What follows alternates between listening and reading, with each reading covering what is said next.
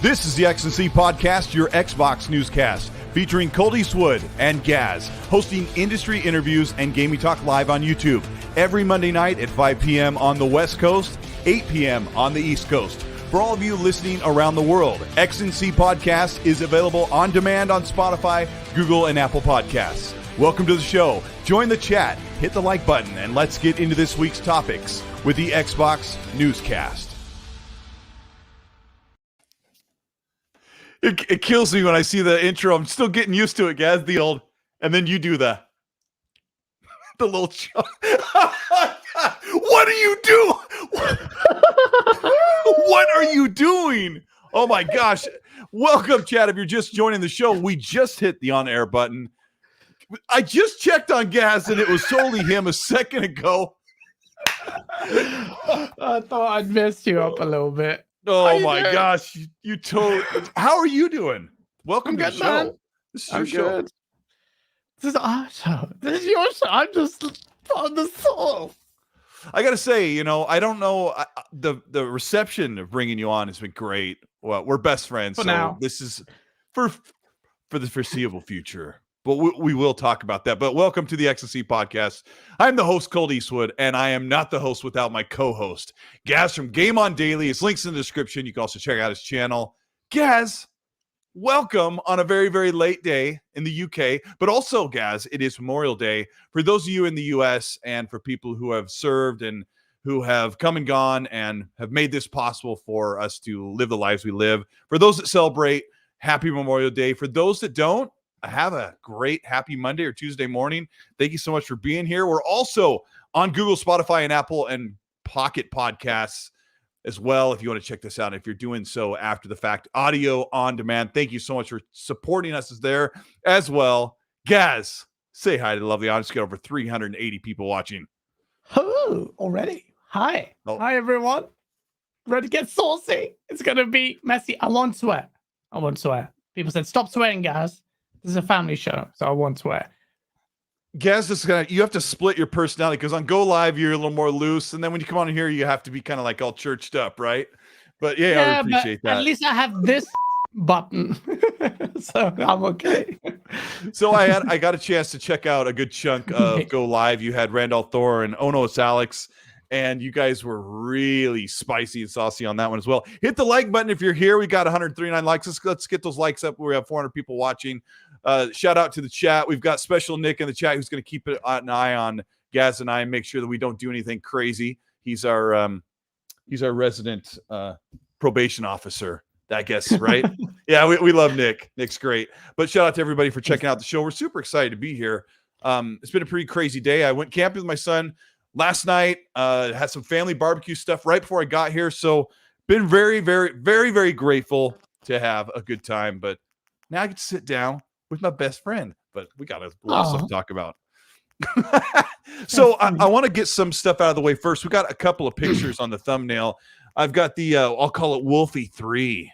We got the Wolfenstein 3 rumor that's kind of bubbling up for the past year or so.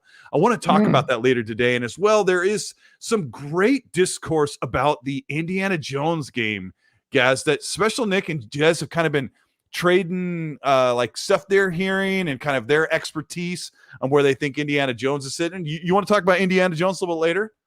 Well, let's do it. I'm not like Randall Thor 19 who says, "Oh, I don't want to talk about this on your show." I'm nice. Let's talk about it. Let's talk about Indiana Jones. Let's talk about whatever you want to talk about, Cole. Yeah, guys, just has to shut up and just talk whatever we're going to bring up on the topic list. Capono says, Cole goes camping? No, not. I think it's been 4 or 5 years, but I'll get used to it. I took a long shower. Yeah, like a long shower after I got home. But hey, who cares, right? It's going to be a really great show. I want to give a shout out to the channel members and patrons who are checking out the channel and supporting what we're doing here. Thank you so much to Raiden Blade, Ricky Falon, Zenner, White, Poochie, Wolf Assassin, DeBlue, Devario 2 Gaming, Fault Lines, Wreak Havoc, Fox Storytelling, Rodney Coots, GAAS. Oh, GAAS. Dark CMF, Betamax, Dante Moody, Alex Wilson, Lord Star Killer, Robert Jackson, Cameron McFly, Assassin Lupa, Nano Polymyth, Hargeet Chani, TK Chillin, Larry Thatcher, Dub, V Simcoe, Suicide King of Donny Kazada, Phil, KY Bob, William Lanza, and Matt Burns. All really great people who are making this all possible. We're going to talk a lot today about some of the little rumors that are bubbling up about games that we might be seeing here in the next couple of weeks. Guess how close are we to Summer Games Fest and the big Xbox showcase? It's so close. I can taste the disappointment. No, I can taste. I'm so excited. It's how many weeks is it? 2 weeks? 2 weeks? I think it's a little over 2 weeks. Chat, what is it to use your little Google machines or your Bing machines? Let us know how many days it is until either the 9th or the 12th of June. I think we're coming up on less than 3 weeks. I have booked flight to LA. 12 days away. Thank you. You booked your flights? Oh, wow. Booked the flights. Yeah. I live in Washington State, so I'll be flying down to California just for 2 days. Crazy. I just didn't want to pass up this opportunity, but I think next year is going to be the real deal. So I expect everybody to be there, you included, guys. So I'll be there if I'm alive. let's talk about where you've been, because you kind of rocked the world last week with another sauce video, and I wanted you to kind of talk to the audience about what is the sauce, what did you do last week, and where is this thing going? Well, the sauce video is kind of it's like comedic satirical take on the gaming industry, and kind of uses like console warring or developments in the gaming industry and in a humorous way, in kind of like a very spicy, sometimes controversial way. It's a way to flex my muscles as a creative, trying to just excuse doing dumb, silly things. I always liked making little videos. When I was a kid, like with my cousins, we used to make these dumb little videos at home. Like it was some hilarious videos, man. This is kind of, I guess, maybe a little bit of that childhood kind of just channeling that energy, but really more satirical, like out there. And I have a vision for where I want to go with the sauce. I love it. And yeah, that's what I did. So last week, me and you have been doing the rounds. Apparently, you're paid by Microsoft, even though you've had me on your show. That's the last person you'd have on your show if you were a yes man, because you have high production videos. They're so good. People think that, he's definitely getting a script from Microsoft. But I know you very well, and that's not the case. And also because you call people out, you call Microsoft out. It's what true Xbox fans have been doing for ages. So the video was based on a splintered view. The Xbox community has been split since the Starfield and Redfall delay. A lot of people have been annoyed, like me and you. Let's be honest, we're not happy, but we're not saying it's the end of the world. A lot of people keep saying, you guys are ponies, hence calm the pony down. Calm down. I mean, call ponies a lot, which I find funny. You can call me whatever the hell you want to try. I will comfort you. But like the thing was making fun of that video. Also, I went to Italy a few months ago, and I filmed that, and I want to use, because everywhere I go now I think of sauce. So I'm like, I need to film something in Italy to make this sauce video. So I did it in front of the Colosseum. So somehow I had to tie that in with this scenario where I brought the Godfather in, played by Safe, Virtual Scimitar on Twitter. Amazingly talented. Someone in the industry needs you almost to got give the him Marvel thing. You got the Marvel thing going on in more than one ways. Like when you were like, what am I doing here when you're in Rome? I'm like, how are you thinking this far ahead? Because sometimes when I watch the Marvel shows, I'm like, everything ties together and it's been planned out and like storyboard is so far out. I'm like, GAAS is literally doing this because you were prepared to tie that into the sauce. You killed it so sickly, man. When you sent me the film, I said, hey, Cole, I was called you on the phone. Can you do me a favor? Can you just film this, like you as a Doctor Strange? I didn't know you were going to dress up. You made a whole outfit for that, and it looked amazing. And then I don't know what, you filmed that so well that when me and my friends who were filming skits, they were like, oh wow. I shared it with them, and they were like, we need to up it. So I went back, and there was the course of 2 days, we did the Godfather scene. The bit where he baptizes me in the water and he drowns me, or the bit where right. A lot of the dialogue, that was motivated by you. I'm like, oh my god, this guy just went all out with the outfit. We have to go hard at the acting. So that was filmed over a course of 2 days. So yeah, man, like thanks to you, you motivated us, man, and we're good. You've been one of my best friends. So it's like it just. I loved it, man. The energy. Well, I did a small cameo for you like a few months ago, and people made fun of my acting chops. So that was fun. Was making fun of your acting, and you took it to heart. And Fonz and Zocker, which always makes fun of everyone. The audience, if you're not keyed in, Fonz and Zocker are two major Xbox content creators. They're on RDX. I also wanted to bring up Dealer Gaming, who's one of my really good friends. He made fun of me and said I was playing dress up, and he's another one of the biggest Xbox content creators in the scene. Yeah. And they love riding Gaz and I about the cheesiness. But I sat in a car in this Doctor Strange. My wife helped me put this Doctor Strange outfit together, and I sat in the car like this. I was just like getting into character. But people love it. Gaz, we're just waiting. Like, when is the sauce going to go viral? When are you going to hit like that 1 million views sauce video? I don't know. I feel like, I just feel like it should be get more views. I average 3,000 to 4,000. Just to me, it's heartbreaking. I'm like, I work so hard. This is the new YouTube algorithm. But hey, anything that is worth keeping in my life, I've had to strive and struggle. So hey, keep trying. I'm enjoying making videos. And it'll happen.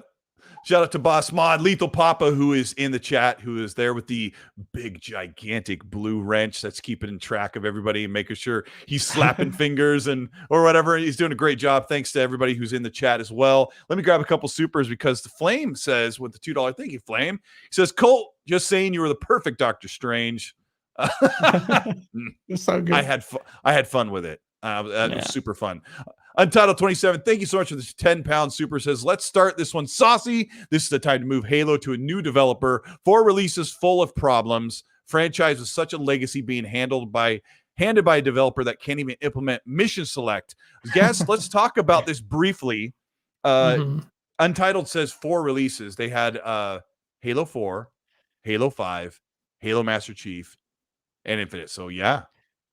Funny enough, shout out to Untitled, who's also in the UK. What you stayed away for? Well, for this, but shout out to you. You know what's funny? I was driving to do the groceries today, and I was just like, I'd love to do an interview with Bonnie Ross. My mind goes like this. This is what happens when you have ADHD, and I just go into my own little fantasy zone. And I'm like, because I want to do more interviews, but maybe my personality might rub people the wrong way. But at least I'll have some earnest conversation. So I was in my head, I was having this mock scenario, like what would a conversation with Bonnie Ross look like with me and her if we were to have a frank conversation about what's happening? And the way Untitled has just framed that super chat, that's 4 flops in my opinion. Not flops, but 4 problematic releases. And we talk about 3 strikes. Problematic about 4? 4 scored very well. Multiplayer was disgusting. No, I mean the multiplayer. Nobody liked the multiplayer. 4 was their first attempt at Halo. Well, if you don't count Master Chief Collection, that was their first attempt at next-gen Halo. And with the multiplayer, they just tried to copy COD, which I was like, what? Like, some devs are scared to push, the Coalition. They were scared to push the boat with Gears 4. And they were like, let's not stray too far because this is some beloved franchise. But with Halo, you copy COD with your multiplayer. Like, how? I love the single player. It was time though. It was 2011. COD was at its first big peak though. Like, that's a good time. How do you green like that? How do you green like that? Say, hey, we're taking over this massive franchise. Let's just copy. It means they had no vision. You have no vision for the multiplayer. No even understanding of what the legacy of Halo is. I was shocked. Maybe their vision was to evolve it with Sprint and stuff like that. But to be fair, I didn't even play online. I don't care about that. I didn't play online Halo 4. I didn't care. I was playing Black Ops. ADS. Yeah, no, I mean that's just there's a hardcore contingent who are resistant to change. I'm saying 343 have an unenviable position in that front because they'll never be happy. Fan base will never be happy. You have one very vocal hardcore contingent that just don't want any changes, don't want it to evolve Halo. They are a big part of the Halo problem. Do you think Bungie?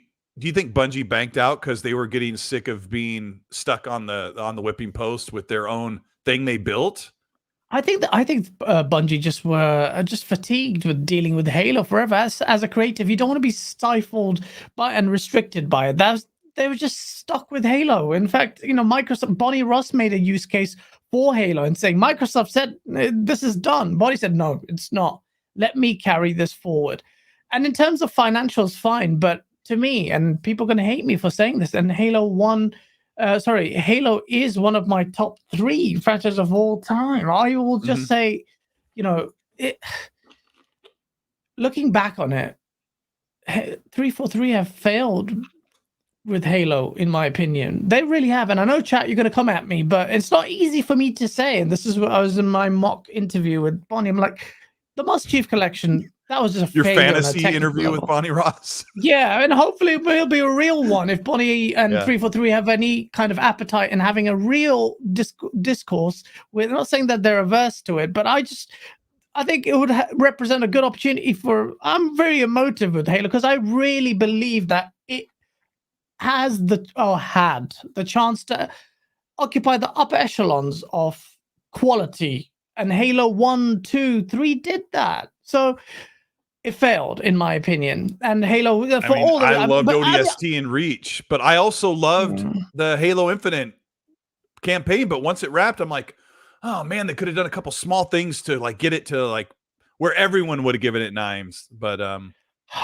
you don't know how much I care about Halo being good. I really care. I really care more than I would have sacrificed a whole library of games. Is that important to me for Halo? It's just not there. And sorry to say, and like people may say, who the hell are you to kind of downplay the work and all the effort that they've put in? I understand, but you have to understand, like from a position of passion and trying to be real with myself, I think Halo has failed under 343. They have failed. Yeah. And in so many different departments. And Halo Infinite sums up a microcosm of what's wrong internally. There is something wrong at 343 internally. And I want them to be... Oh, sorry. I want to button up this topic really quick with a short answer from you. Do you think that 343 has something nice to show us at the game showcase that might make people go, okay? Do you predict that? Well, I'd like to. I mean, in terms, people think I'm just being down, and I know what it must sound like, but like content roadmap for the single player for me is really important. It's really important, and I'm not saying 343 are not talented and they can't deliver, and they could do something with Halo Infinite. Here, ideally, they should say, look, here's the story roadmap for Halo. This is what's happening. Show us a bit of the endless, something cool, and all right, fine. More biomes. I can't believe that the game didn't have. Anyway, that'd be good. And show us multiplayer. Here you go. Legacy maps. Lots of content. Because right now they're drip feeding us. What about that real? What if they? I mean, I don't even expect them to show single player content, but what if they show like this amazing looking or promising looking battle royale mode? I know I'm excited. If it's a proper battle royale mode, like a real one, I think the real one's in the works. Because I played Last Stand. That's Last Stand. But a real one, hell yeah! I've been saying from day one, show us battle royale. It's so funny. How many of you people in chat went after Dr. Disrespect when he said Halo multiplayer would be dead without battle royale? And I did too. And I didn't say anything. I just sat there. I thought I agreed with him. But I wanted to go, but if they show it a proper one, remember Apex Legends just shadow dropped out of nowhere. Respawn built that, didn't even market it, and look where it is now. 343, if you really want to prove me wrong and all the doubters wrong, I'm not a doubter, but deliver that. That would be epic. Battle Royale and Halo would work amazingly. And there's some people in chat so like garbage royale, it doesn't work. So don't play the bloody mode. But to be honest, the game has fundamental issues at the core. So let them sort that out. Then we can talk about it. I was going to say something that totally contradicts what you just said, but at its core, the game is the combat. Like gameplay, most of the fans really like how Halo feels, and they like the way that there's just missing those core. It's missing some of those core features and game modes and stuff like that. So there's this great foundation when you talk about core features. I do agree with you. all they have to do is just start getting that on time delivery, because I think they're like a good 2 years behind. I got to give a shout out to Happy Bomb and Yodana Kizada, who are also here modding the chat and keeping everything taken care of for us. And Detective Seeds, or D Crew, thank you so much for the $50 super chat. D Crew just hit 2,000 subs on his channel. He started messaging me, so he's kind of building up this channel. I remember it took me a long time to get there, but he's been working with ACG, and he is podcasted with our own buddy Hogue from Hogue Law. So really cool. Yeah. I just started find this out. I followed him on Twitter, checking him out. So yeah, go check out his channel. He put up a video that I checked out, and he's been putting out content. So I mean, to get there, you remember, Gaz, when you hit 2,000, you were a wee lad. Mate, I'm at 10,000. I've broken my back to get to 10,000. Unlike some people, broken other people's backs too. Subs. I've broken. Yeah. Let me read a super chat before I forget. You got me all sidetracked, but D Crew, congrats, buddy. He says, love the podcast, brothers. Hope you guys had a great weekend. You too, chat. Oh, look, you're watching out for the chat. Just so awesome. Hope you guys had a great weekend. And we got a couple more. Risk it for the biscuit. My Australian buddy, he's always on Halo Infinite. He's always like, Colt, come play Halo Infinite with us. And I'm like, delay it. No, I'm kidding. He says, Colt, what's up, bro? Gaz, sup? Those teeth looking so shiny. They must be fake. Oh, let's see that smile, Gaz. Let's see it. Oh, man. That's good. Even with that little battle scar you got going on. He says, hit the like button, chat. Colt's production value second to none. Loving the show. Whew, thank you so much. Hargeet Johnny with the $5. Hargeet. He says, Gaz starts the show dressed as a pony and is emphasizing his Halo passion. Can you imagine Twitter? Look, this guy was making fun of Halo. How dare you? Yep. Yeah, and whatever, if it'll be 12 days or 2 weeks or whatever, Hargeet and I will meet in person at the people are saying in the chat, Summer Games Fest. No, it's the Xbox Games Showcase I will be at. I'm not going to be at Summer Games Fest. I'll be checking that out here at home and reporting if anything big drops. We'll talk about that too. Donataku, thank you so much for the 5. He says, Halo Infinite wouldn't be dead without Battle Royale. Just needs a constant stream of new content. Battle Royale would be a great boost, though. 100% agree. Right, guys? Yep. 100%. Psychonauts with the $2 says, Halo has key components to make an amazing Battle Royale. Thank you, Psychonauts. I agree. I've talked to Psychonauts quite a bit. That's what we're saying. Is like the foundation is great. The game feels fantastic once they get those things in, because I think they're way behind. We're just gonna have to deal with. I genuinely think it's a management issue. If you can resolve, there's some very talented people that like I say, they've oddly done the hardest thing, which is gameplay right, and getting the spirit of Halo right, even more than Bungie, I would say, after post Halo 2. They got the spirit right. Other bits like content and like stability and multiplayer, like it doesn't make any sense.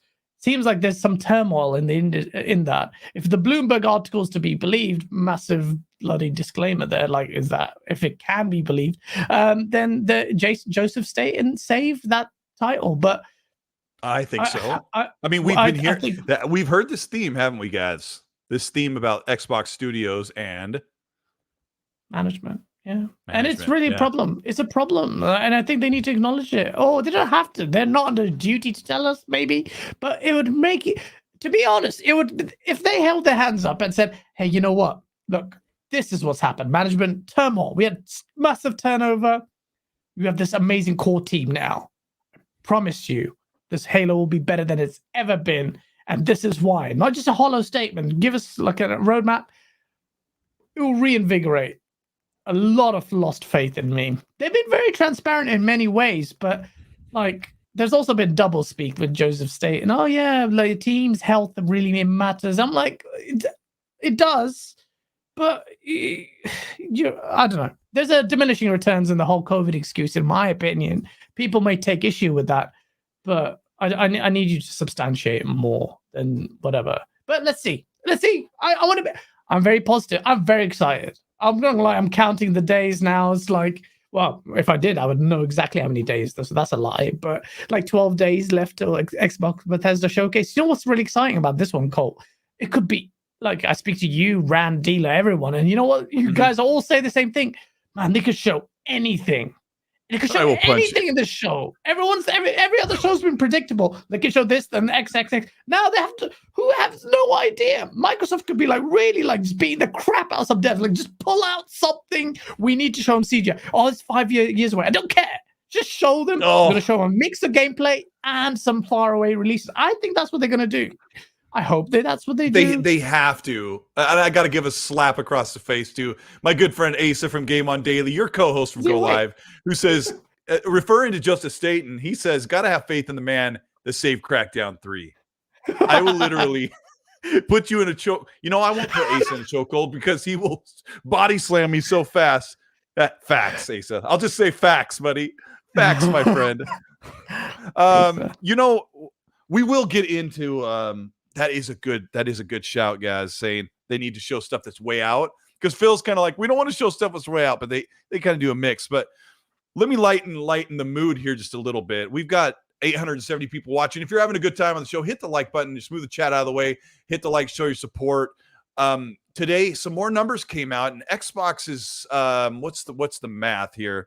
Xbox is polling some 20,000 more consoles per month more than the PS5. So there's still a divide for the consoles, which it's not really about winning. Obviously, a console unit number is not about winning, but even though PlayStation's had trouble getting chips, guys, we're looking at a situation right now where the PlayStation and the Xbox, and of course the Switch, are all super desirable platforms to play games.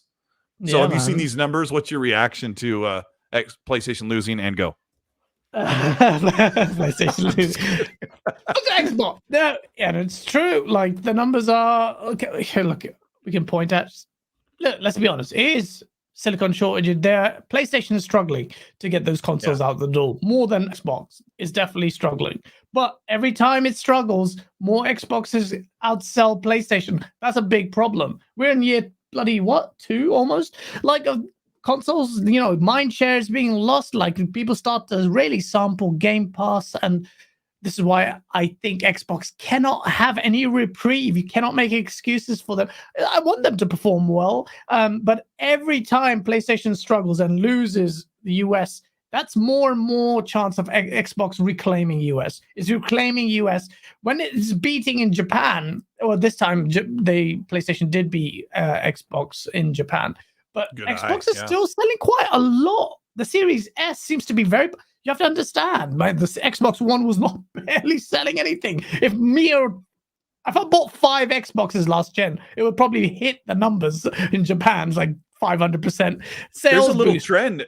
There's a little trend on Twitter if Japanese people buying Series S's and X's, like there's a trend for them to share. Hey, I got one too. Even the X, which I'm surprised because I thought the S's size was so alluring. Like, hey, I'll put this thing next to my TV. I mean, I think it's cool. It's good. I think come on, man. Like, I'm a nerd. I have Japanese friends. I love Japanese culture so much. Like, just seeing more of a mix of people from all over the world is great. Seeing more Japanese people, like in our games, like multiplayer games in particular, or co-op games, some would be amazing. I love that, and I'm starting to see that a little bit more, and makes me excited. And I see some more on Twitter, and I'm like, yo, that makes you feel a certain way. There was a Halo Infinite clip where this group of Japanese guys in a lobby lined up all the Spartans, and he shot one sniper through all the Spartans, and it's like, there's a domino effect. And it was Japanese players doing it, and it was just like the Japanese commentary. I was just like, oh, that's sick. So, you know, I'm excited. I like Japan. It paves the way for those Japanese games to finally start dropping on Xbox, which major core gaming fans on Xbox who have been missing out on a lot of those big Japanese titles not coming to the Xbox because it was last generation. It was not the console to get. So we always talk about winning or losing, but this is what you want. And I saw somebody post that today, that when all 3 consoles are doing well, like it's just super good for developers when they know when they build their game that they're going to get a return on investment. Everyone's going to be talking about it. So let me read a couple supers here. You guys are doing really great. We got almost 950 people watching. Hit the like button. We got 300 likes. Thank you for checking out the show. It's the XSC podcast from the coast the coast, Colteastwood. There you go. Speaking is fun. And I'm here with GAAS from Game On Daily. Look, I got that right because you got the 2 G's. Good game for GAAS on Daily. Yeah. And we are here doing the show. And you're also on demand if you're checking us out on Spotify and Apple or Google Podcasts. Thank you for being here. We've got a couple super chats. We got... see, I get to the right one here. Untitled 27, thank you for the £5. He says, if you were in charge of Xbox, if I was in charge, I'm going to go first, and then I'm going to give it to GAAS. If I was in charge of Xbox, post Activision Blizzard, who would you give Halo to? He says, Infinity Ward, id, Treyarch, or somewhere else. Not well, Treyarch. I think GAAS and I might have the same answer, but I'll say my answer. I think a lot of people would have the same answer. It starts with I would I, give right? it to id. Exactly. Because also does Infinity. Well, Respawn are really talented, but the Respawn, former Infinity Ward, a lot of them meant to become Respawn, but id Software, id Software, because their engine is amazing, but can they deliver a good, enticing multiplayer gameplay-wise?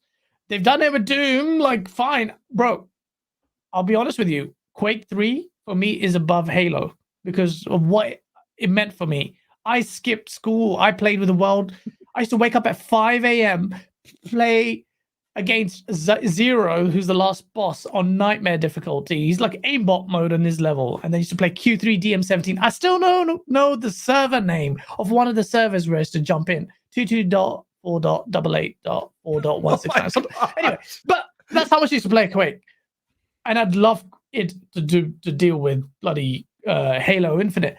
Question is, though, it's very easy to see their prowess in terms of churning out a good single-player component and great engine technically, but can they deliver? So multiplayer is really important. Can they? They've done asymmetric multiplayer. Can they do Halo Infinite's multiplayer? Well, it's very easy to say id. Yeah, their Doom multiplayer is not loved. It's not loved for sure, but. Yeah, we're kind of on the same page. Sourblow Gaming, thank you so much for the $2. I saw Sourblow talking on Twitter yesterday. We were having a good time. He says, Halo Infinite is great, just needs more content. I agree. RDX Son of Fett with the Canadian $2.79. Thank you, RDX Son of Fett. Says, will we see the Endless Halo DLC in June? Will they tease it? GAAS, do you think that's single-player content? I think that could be something they should. I'm shocked that the community has not revolted against the lack campaign. Of the campaign and the lack of roadmap or talk about it. I think they've been distracted by being upset about a paltry multiplayer offering.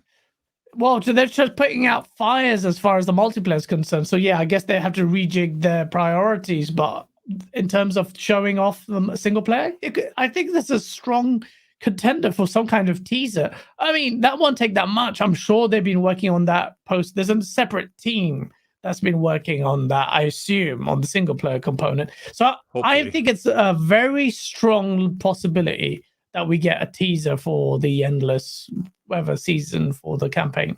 I'd love it. I think that's nice. That's funny. It was like, this could become a Halo show, but it's what people are asking about. But here's something different. Anthony LeConte with the $2. Thank you, Anthony. Says, on a scale of 1 to 10, 10 being the most likely, GAAS, will we see a Gears collection at the showcase? I think it's been leaked in good authority. I think it's a waste of money, but yeah, I think so. A lot of people, there have been murmurs of a Gears collection coming in, and people say, oh yeah, but what about PC? PC gamers haven't had a chance to play, so there's a chance for them to play the full suite of Gears games. So yeah, so fine. I think that's quite high. 1 to 10, 9. I'll just pull it out. But yeah, I don't know. I'm not an insider. I can do a poll, but the Game Pass throws a wrench in most prediction polls, right? Like if I say Gears collection as I'm writing it right now, would you buy it, or would you want it? And anybody can say sure. I mean, it's coming to Game Pass. I'm going to get it for nothing, right?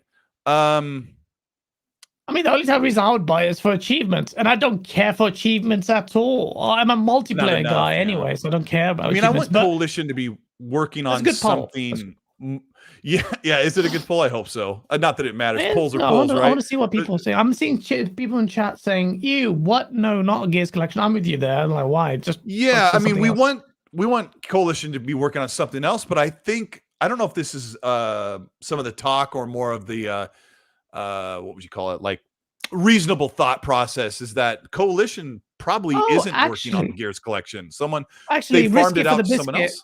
Risk it for the biscuit makes a good.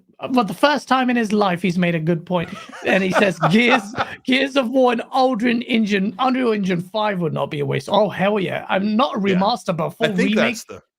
If that's the case, color me excited. I would love to see what that engine can do because Unreal Engine 5 sauce me up with that, baby. I'll play that. Is he right with the last part of that statement? GAAS equals fraud? I think so. More to 11. He thinks my teeth are fake. What do you want me to say? The Invisalign. Well, you got a scar across your face when your brother punched you. I don't know how many teeth you lost in that scuffle. Shout out to Dub with the no teeth lost. Shout out to you come back with one tooth missing on the phone. Shout out to Dub with the $20 super. Dub says, I'll say this until I'm blue in the face. I think Xbox needs more support studios that they own. Having studios like a certain affinity in the pocket is great, but having them on staff, I think would change things, in my opinion. They sort of do bring these people on as staff. They just kind of keep paying them, but I'm with Dub, right? They need somebody else to help them bolster. I think Dub is absolutely right. And that's a sentiment other people have said as well. Like David Jaffe has said, like they need support studios. So I think there's something to be had. There needs to be someone with quality control and someone who isn't afraid to not be the Mr. Goody Two Shoes and say, "Yo, what do you guys need?" Because that's a bit crap right now. What is that? That's not working. What do you need? Someone to it's not nice at the same time, like a studio coming like, "Oh no, it's GAAS." You know what would be really cool? God, Jerry's here from Xbox. He's gonna be just he's such a killer. And there's Jerry with his little. They stand up in their cubicles and look around. It's like slow motion. Jerry comes walking in with a sweater vest. You know what's like, really? Hey guys, like hey, what's up? Sure. Hey, you Bob. I need to see that multiplayer thing, man. Yeah. What? That's not good enough. That's not good enough, man. Just. I will say, GAAS, don't you feel like that PlayStation has a Jerry at every studio who's like, "Hey, that's not looking good. That needs to be better." And Xbox is like, we let them do their own thing. I think they need to find that fine line between middling around and micromanaging a little more. I think that's what a lot of people are saying. This is all par for the course. Microsoft is not stupid. Phil Spencer's not stupid. They understand. Look, they rapidly expanded. It was only very few years ago, Satya Nadella and Microsoft said they're all in on gaming. That's a mindset that's changed. Very sudden U-turn. And they have grown exponentially. They've literally just doubled down on their studio output. Of course, in hindsight, they were going to have this problem. It's just a question of when, and I'm sure they're sorting. Look, if it wasn't for us YouTube pundits saying it, I'm sure they'd know more. You know what I'll say about Phil Spencer? The guy, you can tell when he's disappointed. I'm sorry, but you can tell with his Twitter post, with his facial demeanor. He picks his words carefully, but I can tell, I can sense that the guy is disappointed, and they are going to get their ship sorted out. This isn't just me just mindlessly shilling for Microsoft. You know that now. Surely you know that now. And I don't get paid 1p by Microsoft. In fact, it's all of mine. But I'm going to say something. I'm going to say something that is absolutely psychotic. Are you ready for this? Wow. They just delayed. You're like, wow, really? They just delayed Starfield and Redfall. And here is one of the alternatives that I know it's hard to hear this because we've seen so many delays as Xbox fans. We've waited for so long. We've watched these studios they cultivated and paid for release games on PlayStation. Here's the other alternative. Are you ready? Hit record if you're on Twitter and you want to get me in a gotcha moment. All right, here we go. Do it. The other alternative is Phil and the team, Matt Booty, Sarah Bond, all of them have been looking back at this Redfall and Starfield delay and thought, man, they are going to whine and moan, but we've got stuff for the showcase. We've got stuff that we've been waiting to show off at this moment that is going to change or maybe even help you forget that Starfield needs more time. And I've talked to people like I've theorized this with people like Rand and with Dealer, like where could they possibly be? We've waited so long. Like, how could they have nothing out? And the only alternative is your air quotes. I'll put two of them up your nose. The only other alternative is that they're thinking this is going to be a sucky month as we deal with the fans upset about these delays, but we've got stuff ready and it's time. And it's finally, we'll just ride this out for a month and the showcase is going to be really great. And the games, like Dealer says, there's no other reason. The games are going to start pouring. Like, it's not like they got canceled, like Tim Dog says, right? Tim's like, what are you guys talking about? They didn't cancel Starfield. They didn't cancel any of these games. Like, they're going to pour. So I'm curious to see what they have to surprise us about. And this is what we're going to talk about today. Let me move forward just a second here. We're going to talk about this is funny, but we're going to talk about this rumor TCL, who, in my opinion, makes excellent budget TVs. I have one in the family room, but my main is an LG OLED, right? But TCL makes great TVs. They are projecting that the PS5 Pro and Xbox Series V2 are in the pipeline to come out in the next year or so. Before we get into that, let me read a super here. Pin that thought right in the corner of your brain stem here. We got Hargeet Chani with the $10. Thank you, Hargeet. It says, don't think Bonnie is detailing specifics of gameplay for Halo. Game directors handle the minutia of game content. Not sure I would specifically blame Bonnie. Halo's not dead. Play it, guys. Thank you. I have played it. He's played it more than me. No, I haven't. I'm Platinum 3. I play on my own. I have no full team, so I did ranked, and I'm Plat 3. I managed to. Teammates, you suck. And my KD is gone from 1.4 to 1.08 on this now. I'm so bad. I suck. I'm just kidding. RRD with the he has. Guys, chat, he plays it way more than I do. I haven't even picked it up in 2 months. RED with the Canadian $2 says, suck it, GAAS. Halo is infinite as fire. Needs more maps, so. Yeah, we kind of established that. It does need more maps and modes. Yudani Kizada, what are you doing leaving a super? Yudani is a great mod and a good friend. He says, F for the PlayStation boys who are so easily deceived by clout-chasing Catfish.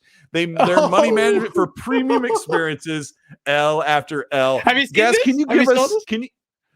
Can you give us the PG-ish version of what happened on Twitter? Wow, you really want to talk about this? Oh, just quickly. Hey. Oh, PG version. Oh, man. How do you do a PG version of this story? Well, chat, if you... there's one... Now remember, GAAS, the audience here, we've got 1,000 people who are watching on YouTube, and there'll be, a couple thousand listening on Spotify, Google, and Pocket Podcast, and Apple Podcast, right? So a lot of these people may not be keyed in to the little the dumpster corner of Twitter. A lot of people spend most of their time on Reddit, but GAAS is about to set up a PlayStation fan account that was run by a girl, and we won't even bring names in. Just leave it real general. It's a fanboy account that I have featured in my videos. It's such terrible takes, but because we're such thirsty men, clearly at least on the PlayStation side, they really, if you're a chick on Twitter for some reason and you fanboy or console war, you get loads of followers and get loads of clout despite how dumb or stupid your tweets are. But this person called Marlis was on it, and they did that. Should have said the name. Capono, he says, quoting my hero Dave Chappelle, Twitter's not a real place, and it looks like there are not many real people. This Marlis person had an OnlyFans page where she was enticing us innocent little men. I say us, not me. It starts off with a fanboy account or a fangirl account, and Xbox, PS better, Xbox can't do this, Xbox has no game, blah, for months and months and months, and then says, I'm thinking about starting an OnlyFans account. And all I know about OnlyFans is a pay to see pictures or something. But whatever. Basically, it's like a private, almost porn site. But you women or men or I don't know. I've never been on it. Surprise! All right, so cut to the chase. What finally happened 2 days ago or whatever it was. Crazy fangirl or pretending to be a fangirl actually turned up to be a boy who's sharing other people's nude pictures on OnlyFans. notorious fanboy, notorious atting the government, Senator Warren to cancel the Activision deal, notorious saying Game Pass is evil, cancel it, notorious propped up by PlayStation fanboy community to the high heavens, exposed like so many before. So the account that she stole, it was like a picture of someone's rear end, right? Like, anyway, like, whatever. But you brought it up, man. But I mean, come on, man. No, risk it. I've never been on it. If I had, it's so dorky. It's so dorky. The person that the pictures came from that on Twitter said, that's from my account. Those are my pictures. And then what happened? What actually turned out was the guy who did pay. Look, yes, I've been simping. It's bad, but I've just noticed these are fake pictures. It came from a user who'd been paying, and then now that account I think has been deleted. You just gotta laugh. I know some people in chat are like, why are we talking about this? Because it's funny. You have to understand. We do frequent Twitter, and I use that content for funny. I mean, for me, it's fun. So when this happens, I'm not surprised. But I found it hilarious. It is a war zone out there, and like big PlayStation fans were supporting this person's tweets, no matter how idiotic they were. And then it turns out this person was an absolute fraud. And that's it. That's the end of the story. But it was pretty funny. I think a couple hours ago, everyone's like, oh my gosh, the account was like locked down, and then it was completely removed or suspended by Twitter. And you know what? It's a happy day. People forget, and then fake pictures will come through. But yeah, we have a good time with it. But thanks for Donnie for bringing that up with the catfish. And I was actually fishing this morning, just trying to catch little smallmouth bass. I guess nothing got happened. Wait, segue. Yeah. I'm just moving it into something a little more nice. But risky for the biscuit with Australian $3. I don't know what I'm doing. I'm just trying to run a podcast. I don't know. I don't even know why I'm here. Oh, that's catfishing. By the way, I did the same thing. I was catching real fish. I was trying to catch real fish. Yeah, I don't know. I'm not so much of a fisherman, and some of that bait just smells really gross. But hey, enjoy the hobby. I've done it for years. Risky for the biscuit with the Australian $3. Thank you, Risky. He says, you read that one. Urus Arb with a $2. Thank you. Says, hello, Eastwood. I emailed you if you check. I am so glad you said that, Urus. So I wasn't actually thinking about bringing this up because I made a tweet, but on YouTube, if you're following our YouTube channels, there is a scam bot thing that goes around and says my name, and it says, hey, you've been on the short list for a free giveaway. Send me a DM on WhatsApp or Telegram, which I'm learning is some other type of app. And of course, there's as my great mods take down another scammer. I know we're laughing about stuff, but be careful out there. Somebody showed me a chat list where they were trying to get money or account information out of one of my followers or one of my subscribers. Please be careful. If you ever get a message from me that you want to give away, it will be on Patreon or it will be in a DM. And always check that the account comes back to my Twitter account that has like 30,000 followers or my YouTube channel with 140 some thousand subscribers. So please be careful. Guys, I don't know if you've seen this yet, but whenever there's a giveaway, just please take a second before you get excited. Just take a second to make sure that I don't want anybody losing $50 or $100 of their own hard-earned cash for some gigawatt on the internet. All right. Yeah. Okay. 1.21 gigawatts of idiocracy of these people that scam. Thank you so much. I just made up a word. So thank you, Eustace, for saying that. I said your name wrong the first time, Eustace Arb. Thank you for that. Krab with the €4.99 says Gears Collection could have the best graphics ever. I agree. Says maybe even on Hellblade 2 level. The levels are small and the game mechanics are not demanding. That could. Unreal Engine 5 would look. I don't know if it would look. Hellblade looks realistic, right, guys? But oh my gosh, Halo 5 looks Hidebusters, speak, guys. Say it. I started playing that recently, and I'm even more convinced than I was that Gears needs to take a rest or the formula needs a swift change. But beautiful game. Beautiful game. Good, doesn't it? That's the old engine. I'm like, it's just like, now, it's really good. And I got to say, if you have played around with the Gears games, because we talked earlier about the collection, and GAAS makes a great point, like, why do we need this? Because they're all kind of enhanced on Series X and S. So you kind of get like this premiere version already. Yeah. But the PC gamers don't have hardly any of those games. They only have 4 and 5. And if they were redone in Unreal Engine 5, they'd be great. But I'll close this up by saying 4 and 5's gunplay is miles better than the first original trilogy. And you'll know that when you go back and play. It just doesn't feel as punchy and snappy. You have to trust me. Just go try it. Yeah. Drawn TJ, thank you so much for the $5. Says, hi, guys. Hope all is well. I'll listen to this amazing podcast tomorrow at work, by the way. Happy birthday, guys. Hi, Drawn TJ. I know. I knew you were going to come in. Do that. He's been jumping on my DM. Shout out to him. He's a good guy. We're coming up on like an entire year where people have told you happy birthday like 3 times a week, right? I'm dead inside. But his real birthday will be here soon, and you guys will know. You guys will know. Flame with the $2 says, I don't get OnlyFans. I'm not reading the rest. He says just go to other websites. I've never heard of those websites that he listed. But anyway, lies. Let's talk about this. Let's talk about this PS5 Pro and Xbox Series V2, guys. What is going on? Oh, please don't be true. I don't know. I think it's just, I'm hoping it's not true. With all the silicon shortage, you really think a mid-gen console makes sense? I don't think it makes sense. I do not want a mid-gen console. I mean, there's so many SKUs already for the Xbox side, Series S and Series X. Oh my gosh, 2 of them. Yeah, well, I know, but the Xbox One, well, hopefully they kill the cross-gen support soon. I don't want a mid-gen console, man. I've got the Series X that's barely been flexing its muscles because of cross-gen. You're telling me when it finally get enough into a stride into next-gen, here's an Xbox Series X2, with the naming convention already sucks. That alone would annoy me.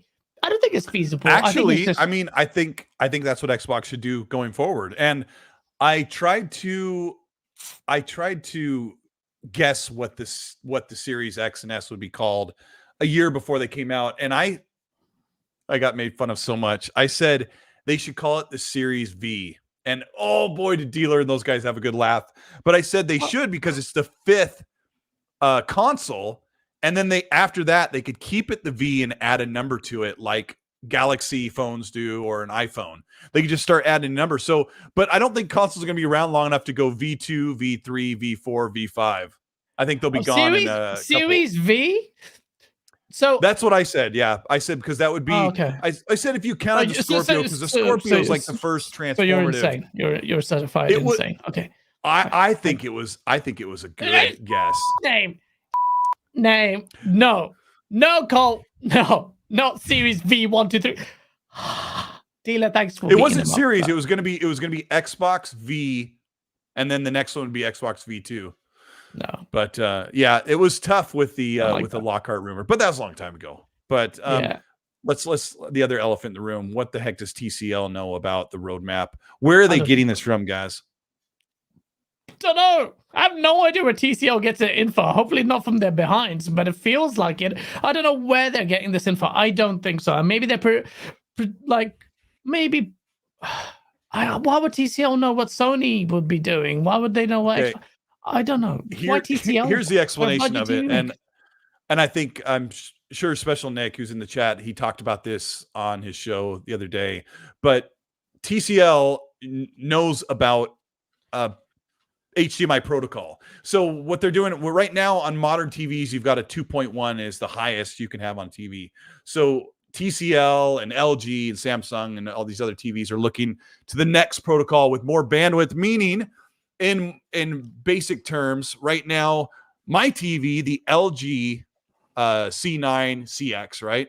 The latest LGs, they can do 4K 120 hertz. But consoles can't do that. So the bandwidth of HDMI 2.1 protocol can do a resolution. If your bandwidth on your HDMI port is not fast enough, they have to reduce the resolution to do 120 hertz. So like this is all like TV protocol, and maybe that's why they're trying to justify the new brand of TVs, future-proofing it, and then mentioning the fact that these mid-gen consoles are coming. And then they just say, let's just put that out there because we'll be future-proof because there's no other PlayStation 6 yet. It's a win-win though, guys. You're talking about, because you nailed it. They're talking about how they're future-proofing, how they're ready for the future. And then when you tag in a PS5 Pro or a PS6 name or something like that, then you got it. Oh, it's gonna get people's ears turned their direction. It worked. The marketing worked. The funny thing, the wrench in the gears, guys, is they mentioned like the top end or the next generation AMD graphics card, the 770 XT, I think, which I don't think he's even out yet. I don't follow AMD's cards as closely as the GTX NVIDIA cards, but that was interesting. But I think a lot of people are running around. Donnie says, I have a 16K smell-o-vision TV. Yeah, it is interesting. But the other thing I have to ask you guys is, do you think that Phil, well, no, let me not ask that. Do you think the PS5 and the Xbox Series consoles need a mid-gen refresh? No, not at all. These consoles can last for at least 6-7 years. Like, they don't need it. Please don't do it. Please don't do it. Please. I like my money. Don't. What about this? Okay, don't. What about, we're getting games at launch window that are running at 1080p 60. Like, is this a developer's problem, or is it the hardware, or is it the development process? I think because people could say, "Hey, man, these brand new consoles are barely doing double the frame rate of what we had last generation." I mean, there's obviously, look, we've been so in this limbo with the cross-gen that devs haven't really even had a chance to flex their muscles. Dev tools have been a problem. I know it's a meme right now as far as Xbox are concerned, but the dev tools need to be sorted out. I would like some kind of transparency from Xbox on that, by the way. Like, what's happened? But it is the tools. I've never heard Microsoft officially. When you do get, Jason, not Jason Schreier, Jason Ronald on the show, and then Rubenstein says, "Get rid of GAAS," and then you do have him. Please ask him about the tech, because I don't, Jeff. I know. Can you imagine that? I'd like to get Jason Ronald on the show, and they're like, "Yeah, you have to have GAAS take a sick day." Oh, that might happen. By the way, Jeff, if you do that, Jeff Rubenstein, I know if you mandate that GAAS needs to leave, 1, I will understand, but 2, don't do that. But there you go. I don't know. Shout out to Jeff Rubenstein, man. He's amazing. He's so awesome. Like, there's nobody better than the Xbox PR. They are really, really great. And it's the reason why RDX and the show have been able to get people like that on the show. These guys are so fantastic. I've had Jeff on here as well, which is super fun. I want to do that again. Tall as well. We should do that. How tall is he? He made you look like a really small person. Yeah, he's super tall. Yeah, we took a picture together, and I was in Oompa. It was great. Let's see. We got Donataku. Let's see. I think Donataku. This. You know what? I like this, and I only just browsed this comment. Thank you so much for the $5 Donataku. Who says Gear 6 needs something that will make it special, like the grapple hook in Halo Infinite. It can't just be Gears 5 with better graphics. It needs a lot more than the grapple hook. It needs what Gears God of War 2018 did. That's what Gears needs to do, in my opinion. I think it needs a semi-open world, and your character needs to be free to go most anywhere, even if it means stealing, mantling, and climbing around buildings and shooting through windows. I don't care. If that feels like a ripoff, I would love that. I would love it. That's the opposite of what it needs. The Special Nick, for the first time in his life, is right in the chat. Gears 6 needs to be not survival horror, but it needs to tighten it down. It needs to be scary again. Open it up more weight in your guns. You would want more linearity. I'm going to ask the chat because I'm arguing with you right now. Bits flying out, more one-on-one, guts everywhere. That's the spirit of Gears. Get it really tight. Not so many enemies. Not just sitting there sponging bullets. No, then you can see the whole map in front of you before you even entered into it. It's like there is a way you can make Gears super. The guns sound raw, linear. The combat harder, more like because Gears 1, when it was revealed, we have to remember, with the Mad World theme and just thematically it was darker.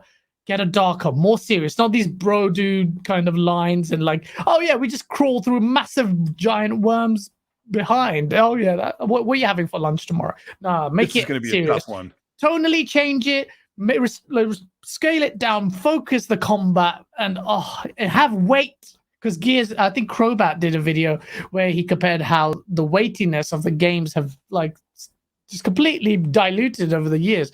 Bring that back. Gears will be. I want the roadie run gone. I want to be able to push down on the left stick and just sprint my character. I don't want the roadie run.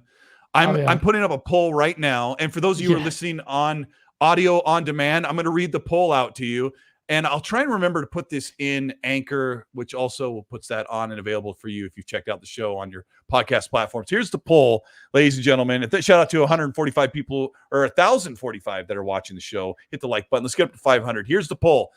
I want Gears 6 to be A, more open, interactive, and free, or B, linear, destructible, and scary. Here it is. And I know you could get a mix of those, but I tried to make it feel like both are very tempting. What do you think about that, guys? What do you think about those two options? I mean, I'm very excited about both of them. Chat, don't you dare vote for the first one. I'll be very excited though. No, please, chat. Look, you have to understand what makes a good game. B is the answer. I'm telling you, if Gears does that, the potential like of what Gears could do. Dead Space. That's a good shout. That's actually, I've never heard that kind of thing before. I think people are very on your side already. Yeah, oh man. Quit voting for GAAS. No, honestly, it would be epic. I'm getting excited thinking about it. Oh god, I wish the coalition listened. Don't you wish you were like, chat, don't you wish you could sit in for a week with one of these studios and say, it'd be really cool? I mean, I think Phil, us core fans have the best ideas. Let me in there for just one day. You're holding on to the double doors. Eric Andre, let me back and forth with the scar across your face. I would love to. I would beg you, please let me in. The pony hood thing is sitting on the ground. Let me in. Everyone chats like, who's this stupid GAAS guy? Why do we need to listen to it? Listen, it's gonna be, trust me, if you do Gears like that, it would be epic. The violence, the seriousness, the god. I mean, the first one, and, like, I was scared. Face, I was so scared in the first one. The first one, when you had the krill that came down at night, I was so afraid of them. But then again, back then, I was like, that was our first foray into cinematic games, where games looked and felt cinematic all at the same time. Early on in the 360 PS3 era. So I was scared in Gears. I was scared of the Berserker, frightened of that thing, because I knew it was a one-touch kill. And that fear, I haven't had that fear in Gears. Like the guys that swallow you up. I can't remember their names. Dealer and I call him Jeremy. He's like, oh no, it's Jeremy. That's just what we call him. Oh, those things that grab you and then just run off like. Yeah, I mean they're a little bit, but you got to recapture that. I think you're really on it. I just put up the poll, GAAS, and I think I'm on your side already. Just because everyone voted for the right answer, you switch, you piece of fickle. I love you. I love that face. No. I mean, that's what's good. I hate you, and I love your ideas. That's good. Let me get a shout out from Doobie for $2. Thank you, Doobie. He says, happy birthday again, GAAS. Laughing, crying emoji faces, and a wink. Don Taku with another one says the PS4 and Xbox One were the only ones that needed mid-gen refreshes because they had that POS hardware for the time when they launched. And Don Taku means the Jaguar core, which did not really allow 60 frames on most big games or open games. They really did need one. And it may be hard to say when we see games not hitting what our expectations. Ray tracing is like out the window right now for the most part. Unlike 90% of games, ray tracing is just really not there. So we could say, we do, more power would be great, but I think GAAS is right. It's not time to make that decision. Look at that poll going. You guys are awesome. Hit the like button. We'll skip to 500. We've got nice. So we think the Series V2 is not happening. PS5 Pro though, like I've heard that more than once, not just from TCL. No, I think they're struggling really to get the PS5 out the door. They just make no sense, man, to me. But they would essentially kill off the PS5 because, not really, because think about it. In 2016 through 2019, they were selling tons of PS4s and Pros, no problem. But they would just sell less of them because of the chips. It's not like they can't make one or the other. Yeah. So I don't know. Let's move on to the next game. This one took me by surprise. I was actually going to pass on it. Sniper Elite 5 came to Game Pass and completely won me over. And I'm excited about Game Pass again in a month where it was like, kind of scratching my head. I know you have you played it all? Because I've downloaded it. I was going to play with you were away. Dealer was AFK when I was in party chat. So I'm just like, playing Wolfenstein 2 on my own. Like, where's everyone? So I have downloaded it. I will play it, and that'll be the first time I ever play Sniper Elite because it's on Game Pass. I've never played the old one. Oh, now that helps because I've played like 3 of them, and I've played a little bit of 4, but I've played like 3 of them, and quite a bit, and they're just very similar. But ACG was like, "No, Colt, this one's good." He was telling us before the show, before we went live last week, and then I watched his review that night before I went to bed, and I was like, "Oh, dang!" And I've been hooked ever since. Loads of people have said that. Zorka DM'd me and said, "Hey, by the way, this game, you need to play it. It's a lot of fun. It's actually visually really good." Yeah, everyone's playing it. It's really good. Chat, Ire says, "Hey, Colt, have you got the testicle shot yet?" I have not gotten the achievement from 100 meters. I don't know how I'm not missing that one. I've been trying over and over, but the enemy soldiers like to keep their waist behind sandbags. Chat, let us know.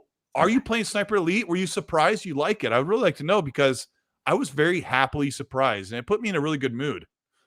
Tell the chat what you're playing right now. You're playing another Nazi killer. Yeah, I'm playing Shopping Nazis. I'm pretty sure you're allowed to say Nazi killer because we're killing them. Which is a great Wolfenstein 2. Yeah, chat. Am I the only one? It's a cult. The controls are awful.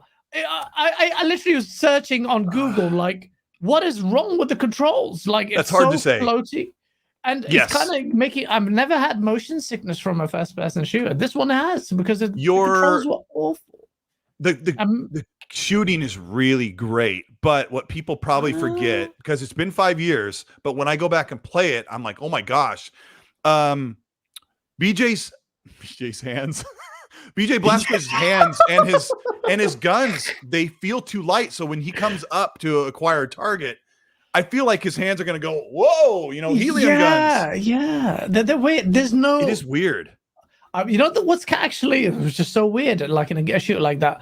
The story's really captivating me. Like I'm fully in on the story. The characters are voiced really well. They're very well realized characters, and you really feel for characters, just really good. That's very rare in games like that. I thought it'd just be like turn your brain off and just kill things. But you're right about the motion. There's no weightiness in it. In fact, graphically, the game actually looks amazing on Series X with Auto HDR available. It just looks mad on the LG OLED. What you see on screen and how it feels is there's a big. I hope you've got Wolfenstein 3 there. I think they need to desperately fix the physics of just shooting people. Like you shoot them. See what happened with games where you shoot people in individual limbs and things, like GoldenEye did it, and you felt it like feedback. But and then you get a little bit of that, but it just feels like they're bullet sponging and they're just taking hits. I didn't like that. I'm playing it on a middle to hard difficulty, but still. It's been 5 years and you're playing it for the first time, so careful about any spoilers because there are big moments in the game. But I'm the very reason why we're on. talking about that, I know I understand your complaints about that because I agree with you. But at the time, I didn't even think that at all. I felt like it was fantastic, but I think it just feels so different from games that we're used to playing lately. Because the one that came out, people always complaining. It's called critical thinking. It's called all that rain and they're just sad.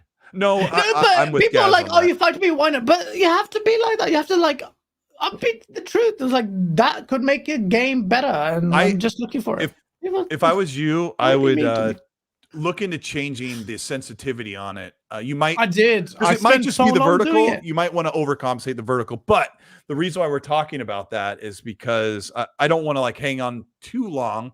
But we can talk about this Wolfenstein 3. There is some interesting talk that's been happening over the past 2 years about Wolfenstein 3. So let's talk about Machine Games. Chad, I want to know how you're feeling on the Wolfenstein franchise because the first one came out in 2014 from the reboot one. The guns don't feel that way, guys. So there's something that they tweaked that maybe sped up the game, but you might just need to make some adjustments. But Machine Games is working on Indiana Jones, which we'll talk about after this. But there are a lot of people speculating. I'm speculating as well that Wolfenstein is ready. Ready. Maybe it could be one of those games where Phil was like, and I'll take a major L for this, right? But maybe it was one of those things man, we were going to have Starfield and Wolfenstein 3 this holiday.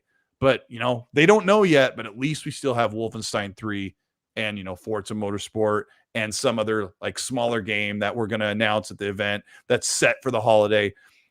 Where do you think Machine Games could be? I don't know if you've looked at the development. What did I say? How long has it been since Wolfenstein 2, guys? I have no idea. I've just started playing it now, so it's like 0 days for me. But 5 years. Oh, 5 years. Machine Games. It could be something they reveal. I don't know what. I mean, this holiday it'll be 5 years since it released. Ooh. So now let's do some organic math, because 2014 in I think it was February. Help me out, chat, if you remember, because I loved Wolfenstein: The New Order. Played it on Uber difficulty, I think it was called, which is one step up from the hardest difficulty. That one came out in January, February of 2014. 3 years later, they launched an over-the-top, way improved Wolfenstein 2. 3.5 years later. Now, is it possible that 5 years later, with 1 year added because of COVID, if they give themselves 4 years or 4.5 years to make Wolfenstein 3, add a year in because of COVID, that puts us at 5 years. Is it possible Wolfenstein 3 is not only ready to be shown, but could be a major announcement to release at the end of the year? Gaz, what's the problem? Do you think that's possible? Am I stretching? To frame it that way, it sounds like it's very possible. And let's be honest, if they did show that would be huge. I think that would be very big.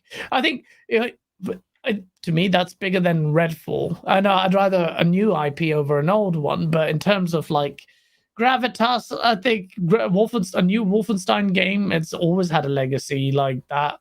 That would be big. That would be big. And the way you say it, hold on. I got to give a shout out to Stylu Jack in the chat. It says y'all have no games, but literally this guy is scratching at multiplats while he waits for his next exclusive, and he's on an Xbox podcast trying to get attention. You gotta love it. I love it. Shout out to Lethal Mod, Lethal Papa. Yeah. Well, he'll come back in. He got timed out for a minute from Lethal Papa. When he comes back in, I'm sure the chat will be super nice to him. Okay, so what were you saying about this this timeline? Yeah, he's just I think it's gonna be big. I think it'll be epic. I think it's like that's the kind of announcement Xbox needs to show. Like kind of something to plug it, because ultimately that's what it's about this year. Like the games are coming, people. We know it. Look, I mean the games that we already know of, they crap on PlayStation. Starfield, Perfect Dark, Avowed, Elder Scrolls. They got, Outer Worlds 2, Fable, Forza. Let's be honest, all these games that we know about already are lethal. They're killing it. They're shakers. They're 100%. And Starfield is going to be, stuff is going to be epic. So this is more about what are they going to show in 2022. And also they need to show the gameplay, because we need to see the next gen first party exclusive. So it's really about 2022 to show about gameplay. They show gameplay for games even if they aren't coming out this year, but then also do show something in addition to Forza. They're on to winner. I'm actually very excited for what Xbox Bethesda Showcase event is going to be, man. I think Xbox we're going to feel the pressure like you suggested, Cole, and really do reveal that. If Wolfenstein 3 is shown, that's huge. That's huge. So I'm excited.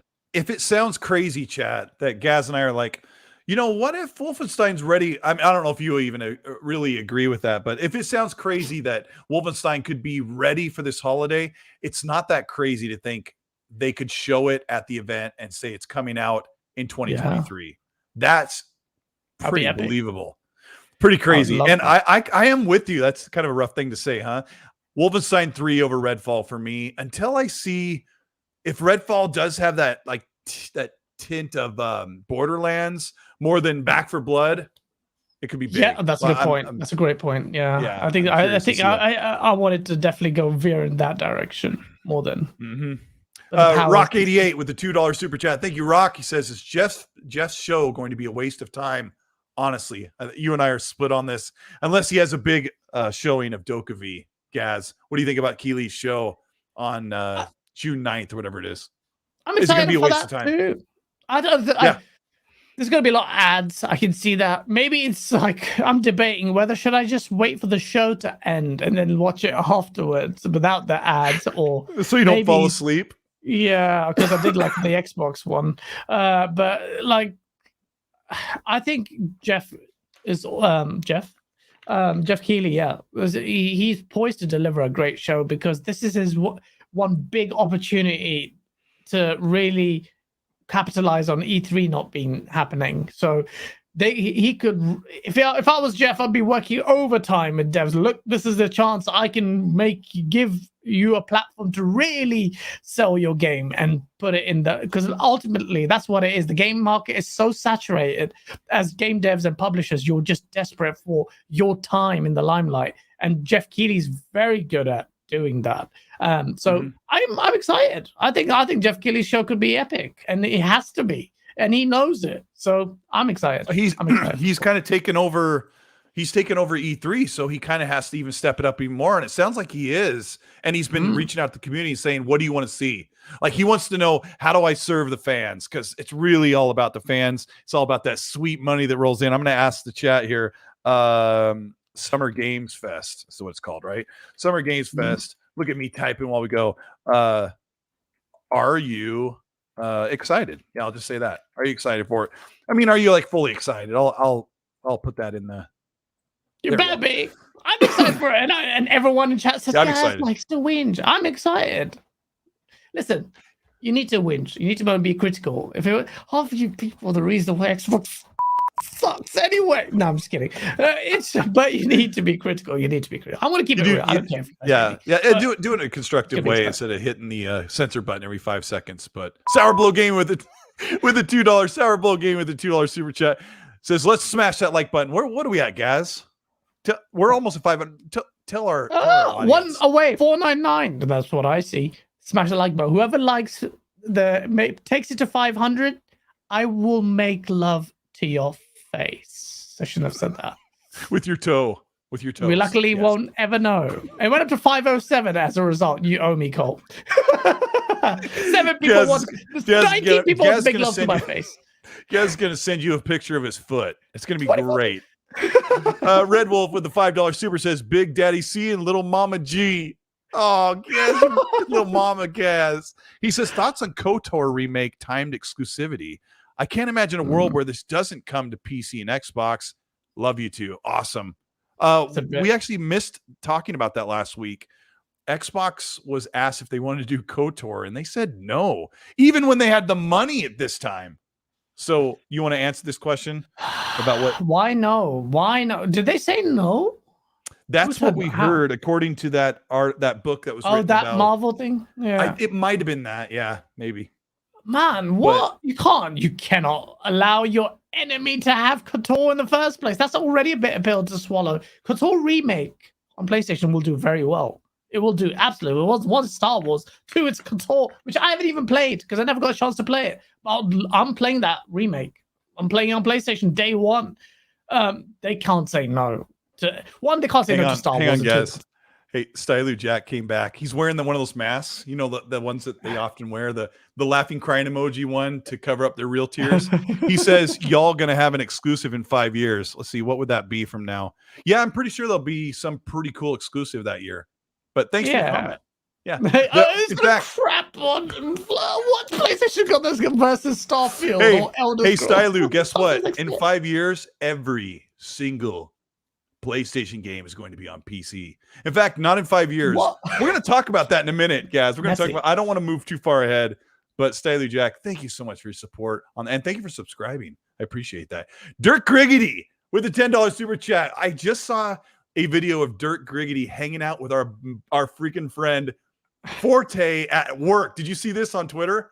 He went in to pick up a PS5 and those two got to like get a little video together. I freaking love that, seeing people that hang out like on Shout social out to media. And Forte as well, both of them. That's what I saw. That it was really nice. Dirk Griggity, didn't your chat come at my neck and your mods banned me from your chat because I was disappointed in their Starfield delay? And then you go to see Forte and buy a PlayStation? What? What? Sacrilege. But you're lucky I'm a nice, chill guy. I'll be like, I didn't say anything. I like you. I love Dirt. So Dirt's awesome. Dirt's amazing. And you know that Forte would have given him the same.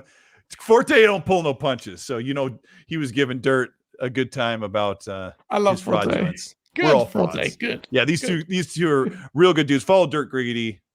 If you see him in the chat still, you can click over to his channel and go sub to his channel. He's a good guy. He says, "What's up, fellas? I hope Wolfenstein 3 is a real thing. I love the previous games." I agree. Garuda Intruda with the $5 Australian. Thank you, Garuda. Says, "I'm going to FanFest in Melbourne, and I'll admit, I'm afraid Xbox failing to deliver with the show. The pressure on Xbox to deliver is just massive." Pressure is high, but I think there could be an epic. Look, people are not going to tolerate it. Xbox fans won't tolerate it. You might think it's just me and you and in a sea of loads of people against us, but what I see is very split community saying no. And I think Phil Spencer and everyone acknowledges that. Yes, you have a reason to be concerned. I'm not fully not concerned, you know that, but I'm also my excitement overrides that concern because I think if Xbox are even remotely aware of the situation, they're gonna go all out. That's what makes it so exciting. Your companies always get lackadaisical. Look at PlayStation this generation, got so lax. And look what happened with them.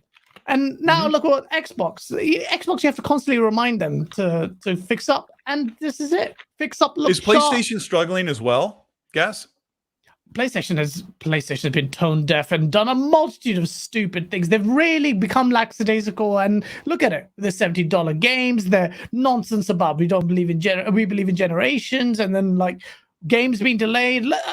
What's exciting on the PlayStation front that we know of the IPs? So we've got Wolverine, we've got Spider-Man. Wolverine, Spider-Man 2, God of War Ragnarok. That's coming out this year. And then what? There's a couple, kind of like Xbox, they have a couple of nearly confirmed games that are working like a sci-fi Naughty Dog game. They're going to remaster The Last of Us for the 9th time. I think it is a little rough. It is crap. No, I'm sure they have something working on it. Naughty Dog's next title, The Last of Us, is going to be epic. They have incredible talent, but they've been lackadaisical. I'm sorry, but I'm more excited about Xbox's stuff than PlayStation. But surprise me. I think it's going to be an epic gen. At the end of the day, whoever has better exclusives, I'm there. But it's going to be an epic gen. But I do think PlayStation have been very lax against a Microsoft and Xbox that is very awake.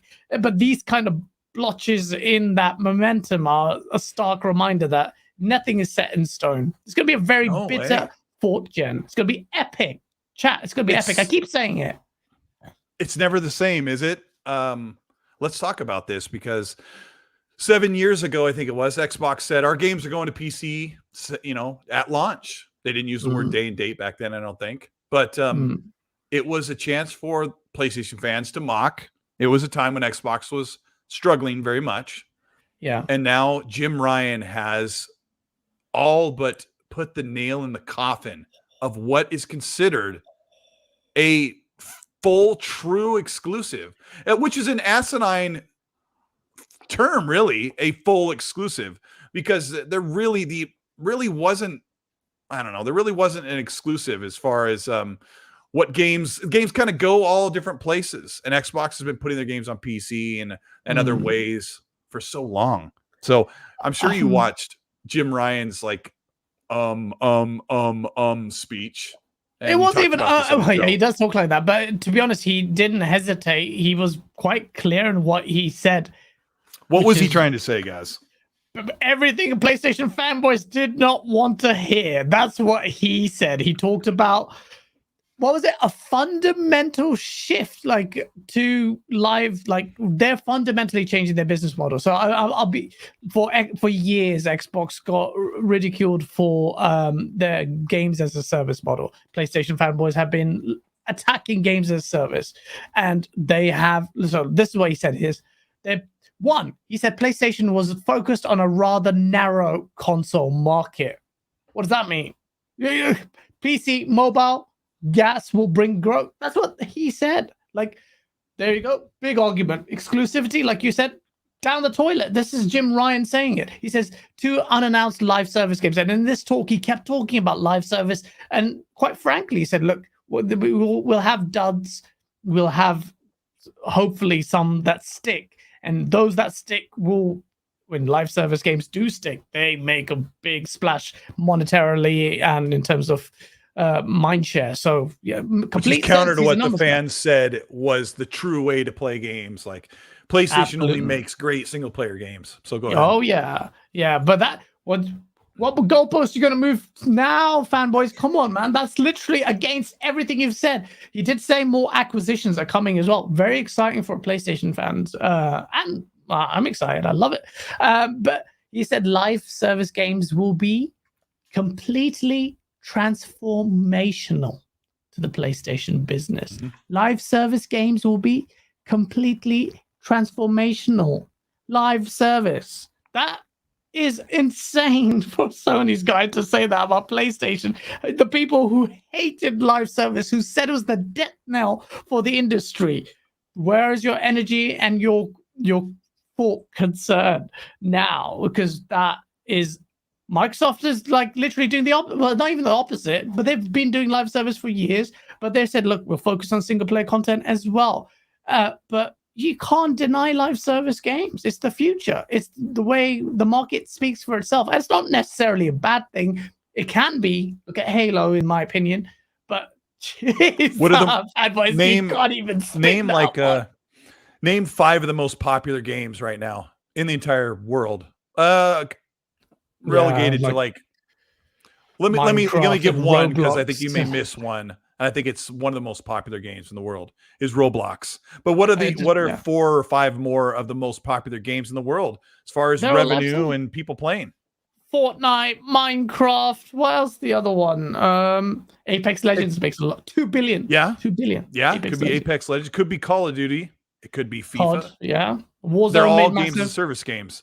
Yeah, it's crazy. So I mean, it's not the end of the world. You have so many studios developing. They're going to be delivering the experiences that you like. The market is so saturated. So don't worry about it. All fake crocodile tears about live service games. You're going to start switching. I know you're fanboys. You're going to be switching PlayStation fanboys, saying, "Hey, no, it's okay now." So fine, just reconcile that. Well, if Destruction All Stars would have, if Destruction All Stars, I saw it on a list war picture. Excuse me. Where Destruction All Stars was amongst the bangers. And Destruction All Stars is cool. I played it. It just didn't take off, so it died. I didn't love it, but I played it. I thought it was a cool concept. But if that game would have become the next Rocket League, online. Like imagine Rocket League, that's good. Imagine if Destruction All Stars was the next Rocket League. Like we've got people playing this like they play Rocket League. It would have been a big bragging right for PlayStation and their fans. Well, but Twisted Metal could be that same game. with Bleeding Edge. If Bleeding Edge would have taken off like a Rocket League or like an Overwatch, of course we'd be bragging about it, right? We're 100%. Very, very biased. Yeah. No, it's true though. But I mean, it will come. PlayStation will have its live service banger. It could be Twisted Metal. It could be the failure. What Destruction All Stars could have been in the way you say it. Could be Twisted Metal. I love Twisted Metal. Without Jaffe, would it be good? I don't know. But yeah, look. Well, I mean, they tried. I think they tried to ring it back without Jaffe, didn't they? But how about this, guys? What do you think about PlayStation trying to catch lightning in a bottle? I think Xbox is doing the same thing. It's trying to get a developer to make some smaller online juggernaut like Fall Guys or like, what was that game? The dodgeball game was really popular for a couple weeks. And then it could have been a big deal, but those games aren't super expensive, but they could become virally popular. And I think PlayStation is hoping by making 12 games as a service game, not only to have longevity like Xbox sees, because they make fun of Sea of Thieves. I make fun of Sea of Thieves, but it's made a ton of money and it is very, here's the word, successful. Believe it or not. Yeah, and I mean, even though I don't love it. I like. I don't know why you make fun of Sea of Thieves. Sea of Thieves is a great game when what it's delivered, which is quite. I like what I haven't played it in a while, ages, but Sea of Thieves is a great example. But you're right, and Jim Ryan is saying exactly that. It's like it'll take 1 or 2 to really latch on for it to be worth the effort of the live service games, and it makes sense. It makes sense. And so yeah, you look at the games that you're right. What's the other game that was it? Among Us. That game looks like it was made by one guy. Everyone was playing that. So yeah, it makes complete sense. One and done games don't make as much money as you think.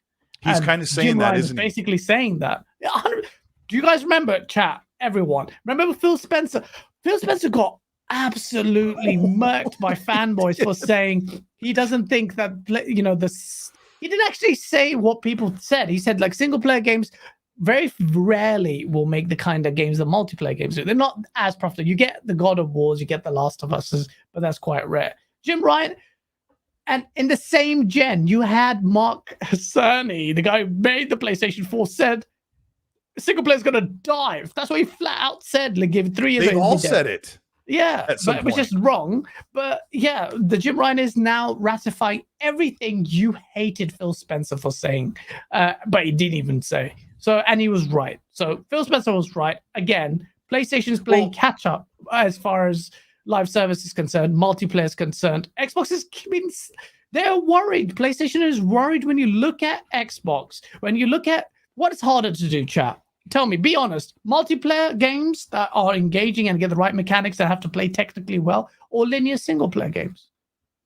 Shout out to Miles Dumpier in the chat. As I try to write here. Shout out to Miles Dumpier. That threw me off seeing Miles. Miles is amazing. What was I going to say? Yeah, so PlayStation has an advantage, guys. Because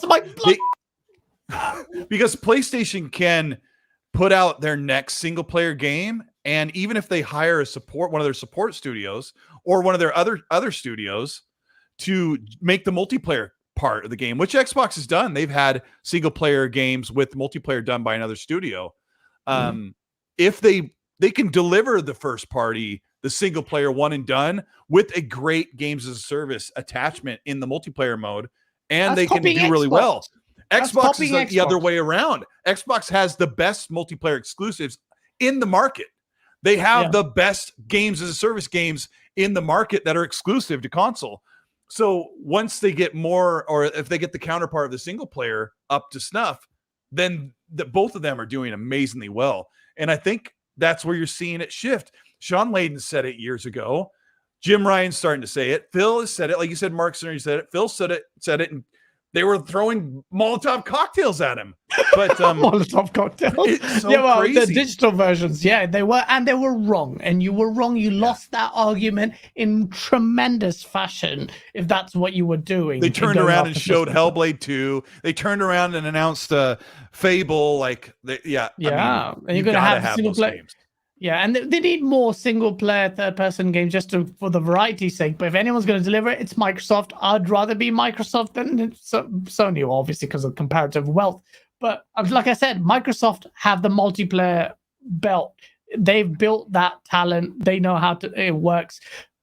Bungie's acquisition. That's a sign of Sony being desperate. That's how desperate they were, that they overpaid tremendously comparative to ZeniMax. They were so desperate that they had to buy Bungie. It's definitely a sign that they're shuffling and shifting their focus. Because David Jaffe said on the RDX podcast a month or two ago that the PlayStation we know today is... No, it's Michael Pachter. I'm sorry. Michael Pachter said, which people don't like to listen to everything he says. I love the guy. He said that the PlayStation we know today is going to be dead in a couple years, and he's already right. So then that's completely false. Sorry, I always make fun of Michael Pachter for being wrong all the time. But he's right. No. He's right. The PlayStation that we knew that was a walled garden, single player only games, they're already gone. I got to go to the next part of this topic before we get off the PlayStation, the little PlayStation raft, and move on to the next thing about Xbox. Let me set it up, and then I'll read these two supers. PlayStation said that they want to 4 times increase their revenue of their games on PC. Hold that thought. Boba Fett with the Australian 5 says, it sounds like an Aussie day, so saying Melbourne might. You guys might make my Tuesday lunch fire. I don't know. Shout out to Boba Fett wearing the Sauce merch. Yes, I saw that. I saw that picture today. Oh, I need to get a hoodie. I'm going to order a hoodie tonight. Capono 5150 with a great name and a $5 super. Thank you, Capono. He says, Colt, can you try and clarify what PS4 support until 2025 actually means? I wasn't aware that they said they were going to support the PS4 until 2025. They said for a year or so. I thought. No, they said that. We talked about that on the show. ASO mentioned it as well. They did say that. What did they said they were going to support it until 25? If it makes sense. I mean, but it doesn't marry up with their we like to divide the gen and move on. By the way, we're going to move it for another half a decade. Well, another 3 years. 20. It makes sense, but how does that work out? That is so interesting. So let's talk about. They put in maybe 3 or 4 exclusives on PC. PlayStation did. So if they plan to do that fourfold, what are you expecting this year? Because they said next fiscal. What was it? Do you remember? Because you just talked about this. What was their target? I don't know the target numbers. I don't remember the exact what. I would have to look it up. But chat, you might be able to help me out. I think they said at the end of this fiscal year, which means by this holiday or next spring. I'm just going to go with that, and I'll get corrected in the chat because I'm pretty sure I'm close. I think it was by the end of this year, which would mean that they would have to release a hell of a lot of exclusives that on already PC. exist. Yeah, that already exists. So that might be an indication of what's coming next. But it makes it more and more day and date is getting closer, or the gap between the releases between PS5 and PC games is going to get shorter. They hired that Nixus. You were talking about Nixus the other day, about this studio that was made to port to PC. So are they going to go back and grab legacy titles like Uncharted 4 and these other games and get them on PC as soon as possible? Absolutely. It makes complete sense. The Last of Us on PC would sell like insanity. Why not? Why did it turn out money? Most people on PlayStation have bought it. A lot of people will double dip. Why would they not do it? Makes complete sense now. It's not even gonna, there's an argument that it takes away the value proposition of a console if you release it on PC. And I understand that, but so much time has lapsed. They don't give, an indication of fixed timelines. They could do that. There's a whole suite of PlayStation games they could release on PC. Stagger them. Don't just blurt loads of them out for mindshare and marketing purposes. But yeah, it's coming. Nixus is coming. PlayStation 4 games, loads of them. Great games are going to come to PC. How soon until they do day and date on PC, guys? What's your prediction? See, I don't know about that. I think that's a huge thing. I think it'll be a very... I know people will disagree with me, and I just getting crystal ball out, but I think it's going to be a while. I think they're going to keep a keen eye on. They're already fundamentally shifting their business. Let's be honest, live service as well, and opening up to PC alone is big. I think it's a smart play not to have a fixed day and date. I think, and then release it later. Because it just works. Like, people who will want to buy on PC will buy it on PC. But I don't know. But then some people say, I don't know. I don't know. I don't know the answer to the question. If I was PlayStation, I'd carry on what they're doing. I think it's a year. I think it's a year. I think you think a year and then they do it? I might be wrong. I will be shocked though. I think we're going to see change happen very quickly. I think if you and I are right about some of these legacy titles from last generation popping onto PC quickly, I think that'll warm up the pot for the frog in the boiling pot. That'll warm it up, and then their fans will just have to swallow the pill that is we're not on PC. Because Jim Ryan is, to sit here as an Xbox podcast that we're running and to talk about PlayStation, it really is a reflection of where Xbox has been and what to expect. And it is really a testament to the great health of the industry, which means if you're only playing on Xbox, you just stand for Xbox to be more tenacious about putting out more games, buying another studio if they can't keep the demand up, because they're going to push really hard. So, bro, imagine if this was in the middle of last gen and we had someone opened a portal to the multiverse and we could see this conversation, we would be shocked. That basically means Xbox were right all along that PlayStation is doing this. Xbox were right all along. when they were doing it. It's insane. There was Xbox was so thinking in the future that the digital, future that it envisaged and got rebuked for. It's here.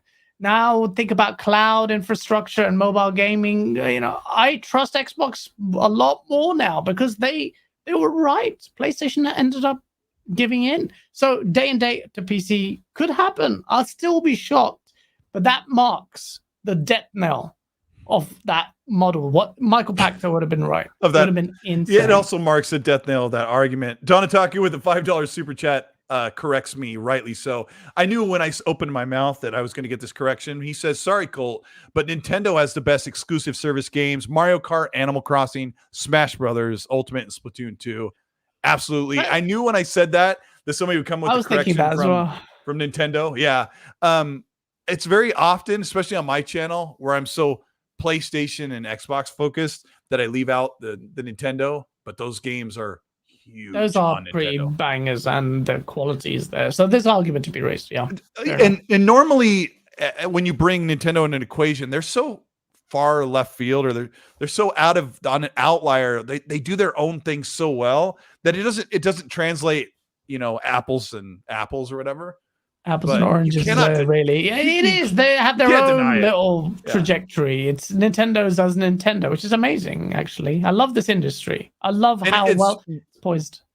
It is funny when you think about a game like Animal Crossing. I've watched my kids play it, and it's very relaxing, but it's not what we call a banger, but it's 10 times bigger than the biggest games we've ever played. So shout out to Don Taku for that. Let's talk about Activision Blizzard. We touched on this last week, but this conversation is still going on. I just thought there's another thing I got to bring up.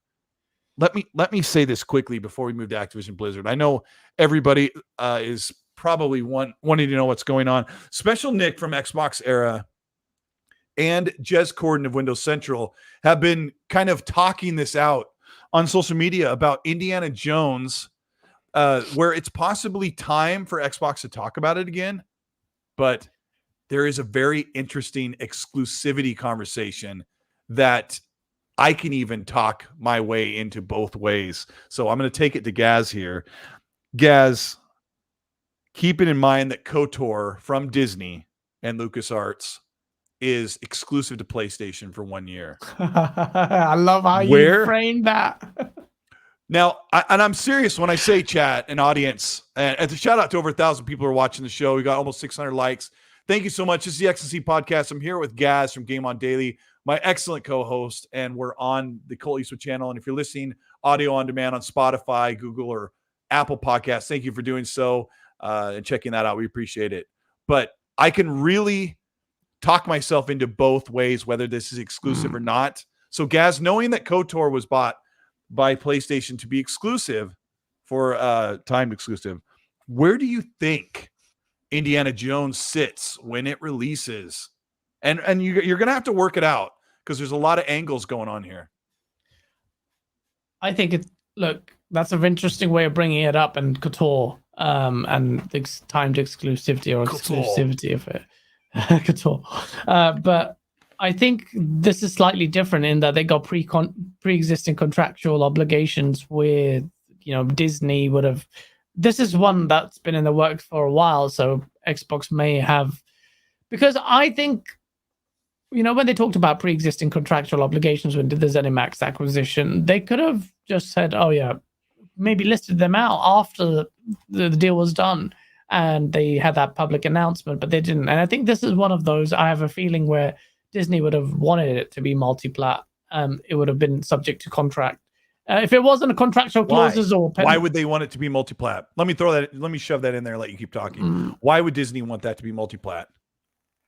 Well, because they want exposure. They want as many eyes on that game as possible. They're numbers driven, massively numbers driven. So they let KOTOR be timed exclusive for 1 whole year when a year later not that many people care about it? No, well, that's the difference, because they must have been paid, or there's two separate deals. Okay. They would have been paid by Sony to have bought that timed exclusive or whatever exclusive. But this deal was always a facet that they said, look, here, we're signing off Bethesda, whoever. What machine games? Here you go. Work on this game. Make it. And and that's it. And then there'll be contractual obligations and disclosures with Sony. And I may be wrong. If it's exclusive, that's huge. That's huge. In fact, no one knows. In fact, also another thing to add to the work, even if there are some contractual obligations, Xbox may swallow the pill with the penalty clauses of whatever needs to pay, because whatever penalty clause was devised at the time of the deal would probably be minuscule compared to what Microsoft paid for the deal. So there could be another option there, because imagine true. what you mean compared to what they paid for Bethesda to buy out the multi-plat deal could be chump change.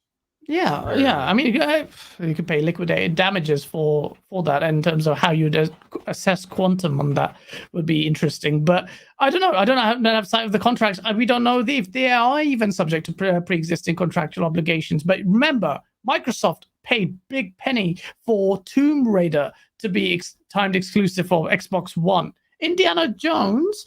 They also don't seem to be.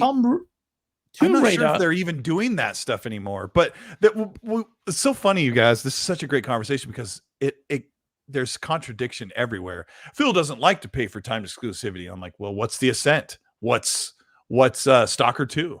There's a whole bunch of games, and some are small.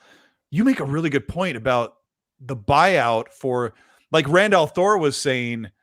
Who's to say Phil's not like, you know what? We might as well. Let's just pay the extra and get it exclusive, because Starfield was well in development. Now it's their IP, right? You're only talking about buying out a franchise, right? Which may not be, which is a lot of money. It's a lot of money to say, we want exclusivity on the franchise, but they're already paying for Bethesda to make the game under Xbox. So they're already paying for that. That was already built into the price of the acquisition, right? Like when they said, hey, Todd, we want to buy ZeniMax and Bethesda, and Todd's like, well, we just paid this much for. He wouldn't have said that, right? But he says, this is what comes with the deal. Here's the car. It's got AC. It's got a spoiler. It's got premium wheels, right?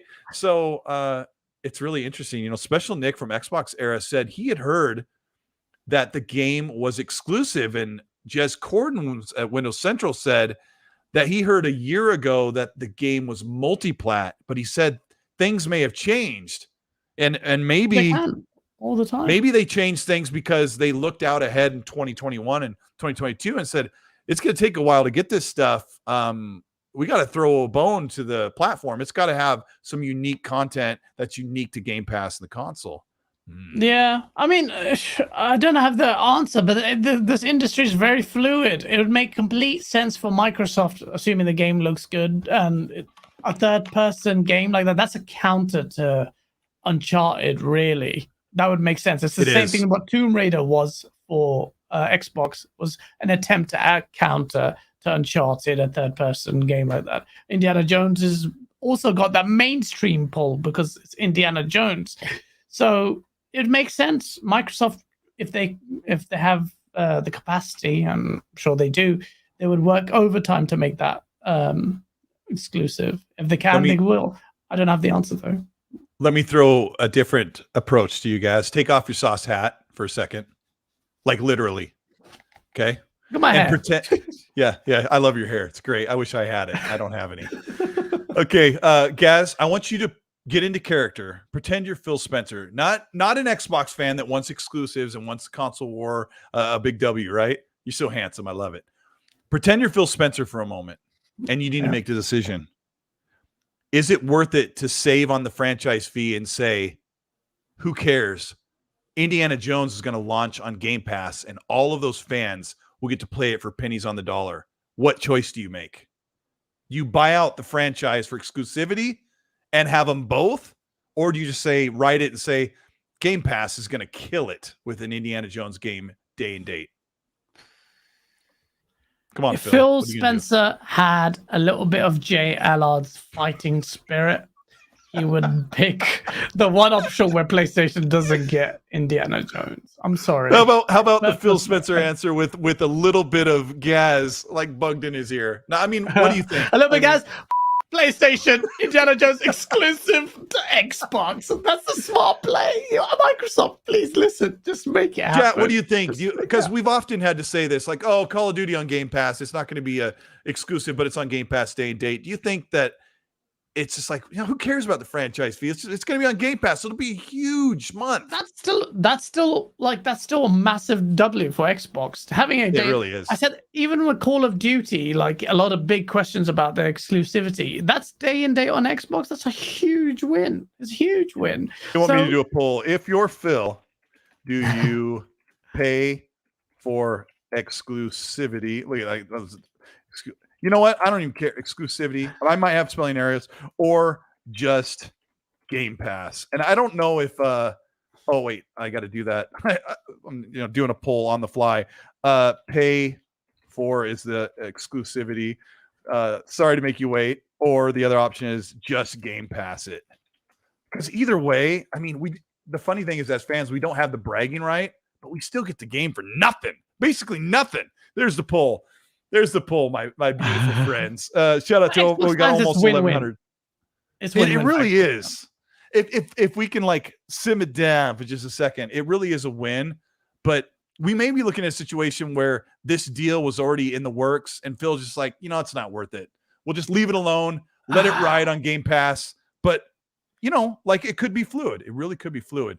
We got a super chat here from what's that? What's that? No, I was going to say, just very quickly, Phil Spencer is aware of the power of exclusive. They got that exclusive. There has a lot of weight to it.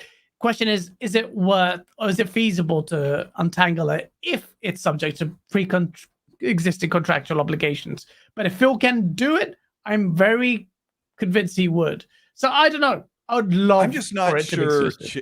I'm not sure, guys, and the chat, if Bethesda was always a multi-plat developer, and when they went to LucasArts to get franchise rights for Indiana Jones, like, I really want to know if they even put anything in a clause that says it has to release on PlayStation and Nintendo Switch. Like, that's the funny, like, you really have to think about it. Does LucasArts say there must be a Nintendo Switch version because the game's really popular? So it's got to be everywhere. There must be a PC version. There must be a PlayStation version. I just don't think that language is even in there, unless the language is the other way around and says the game cannot be exclusive. But why would they write that in there unless they just said that this party has agreed to make the game? No, in terms of pre-existing contractual obligations, I think the game, you've committed to it, contracts have been signed, the intent is there, and you've untangling that web of contracts, because there's been, to have a valid contract, you have to have consideration. There has to be an offer, acceptance from whoever the recipient, and consideration, money changing hands, or some logistical stuff to make that thing work. And that's where kind of retrofitting that back and taking that away is where I see it. I don't see a straight clause from Disney saying it has to be multi-plat. I just think it was devised as one from the outset. Indiana Jones, as a beast, was always this multi-platform game, and then trying to like cut that away might be hard. I have literally not seen the contract, so I cannot, of course, yes, but of course, but I mean, that's my understanding of it. I think you and I even asked Hoag's Law, like, is there any language in there that would make it say it can't be exclusive? Because there is language that keeps a marketed game out of Game Pass in its own way somehow. Yeah. Even, it's just it's guesswork. Maybe but ultimately, what's the poll saying? Let me look. Polls. Okay, well, 61% so far say pay for exclusivity. 40% said, or 39% say just Game Pass. I mean, that's like, you can put your hat back on if you want. Next time I'm gonna ask you to remove your shirt, but you're a good sport. I think people might be voting more for exclusivity because we want that like special treatment. But I think they also might be hearing your reasoning that paying for the getting out of the clause may be dirt cheap in comparison. I think there's a lot of value. It's pretty smart of you to say. I think also Xbox Game Pass, it relies heavily on these wins, these exclusivity wins, the mind share. Do you want to penetrate the mass market? Then you have to keep going. And I think it'll be worth it without knowing the numbers. But let me give a shout out to you, Donna Cusado. Let me, Johnny Gazana, thank you so much. He did a US only $50 gift card. He said, gonna be hard to spend this $50 since we have no games. So seriously, do Sony podcasts do this? And he dropped a code. I know somebody's already snatched that up, and people almost never do this, but please, if you were able to redeem the card, say, hey, I got it, and thanks to you, Donnie, for doing that. I see these giveaways a lot, and people are so excited about the giveaway. They hold on. My producer just told me, because I'm in the wrong tab, that Gaz is wearing the pony mask again. I hope you sweat. I hope you sweat in that rubber mask and get some rash. I love it. Your video is hilarious, man. You guys do such a great job. Shout out to Don Otaku. Thank you so much for the $10 super chat. He says Phil Spencer made the boss move to make Starfield. This one's for you guys, to make Starfield and Redfall exclusive when they're definitely working on a PlayStation version. I think he would do the same for Indiana Jones if there's no contract. Agreed. What do you think of Don's comment? Don is spot on. Don, you're right. Do not see Sarah Bond there. Exclusive. Xbox exclusive. They care. They want to do it. So you're right, Don. Don's been smashing it lately, but he's absolutely right. I think they will. They will. Exclusives Read matter. that comment from Lauren Olivia in the chat. I don't know what it means. I want to feed Gaz so much more than a baby carrot. What does... Oh, I'm starting to blush. My scars hurt. I think Gaz is taken. I would do the eye wiggle, but I famously have very light, fair eyebrows. Shout out to Gaz. You're amazing. That's so funny. We got a super from Gamesplay HUD Zero with $10 and a very cool illustrated profile picture. I love that. He says, I think having Indiana Jones as exclusive should be a no-brainer. Look at how many games stay exclusive on the PS4 and PS5 and Switch. No idea when the exclusivity will end with a lot of the titles. That is a perfect segue.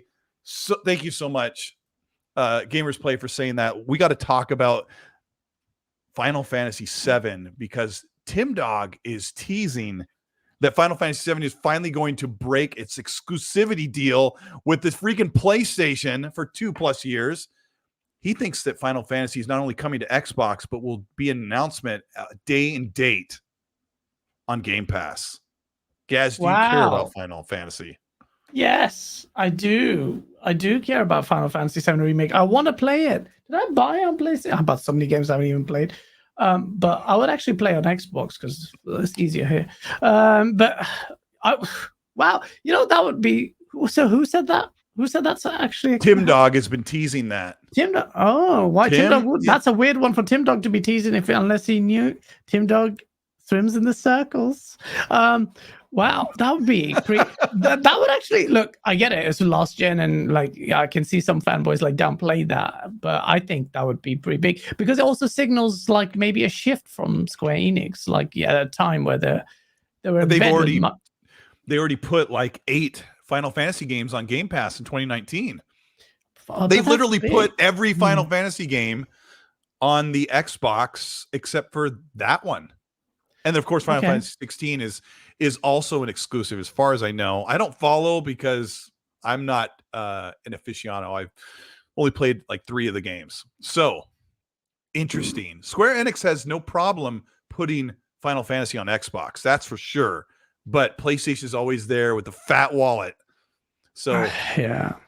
It's all about money. What are you thinking? I think that'd be big. I think that'd be a big announcement because it also kind of takes away from you. Remember the big 3? They had the Final Fantasy, the big 3 for the PlayStation at that famous E3: Shenmue, Final Fantasy VII Remake, and what was that really overrated game? Last Guardian.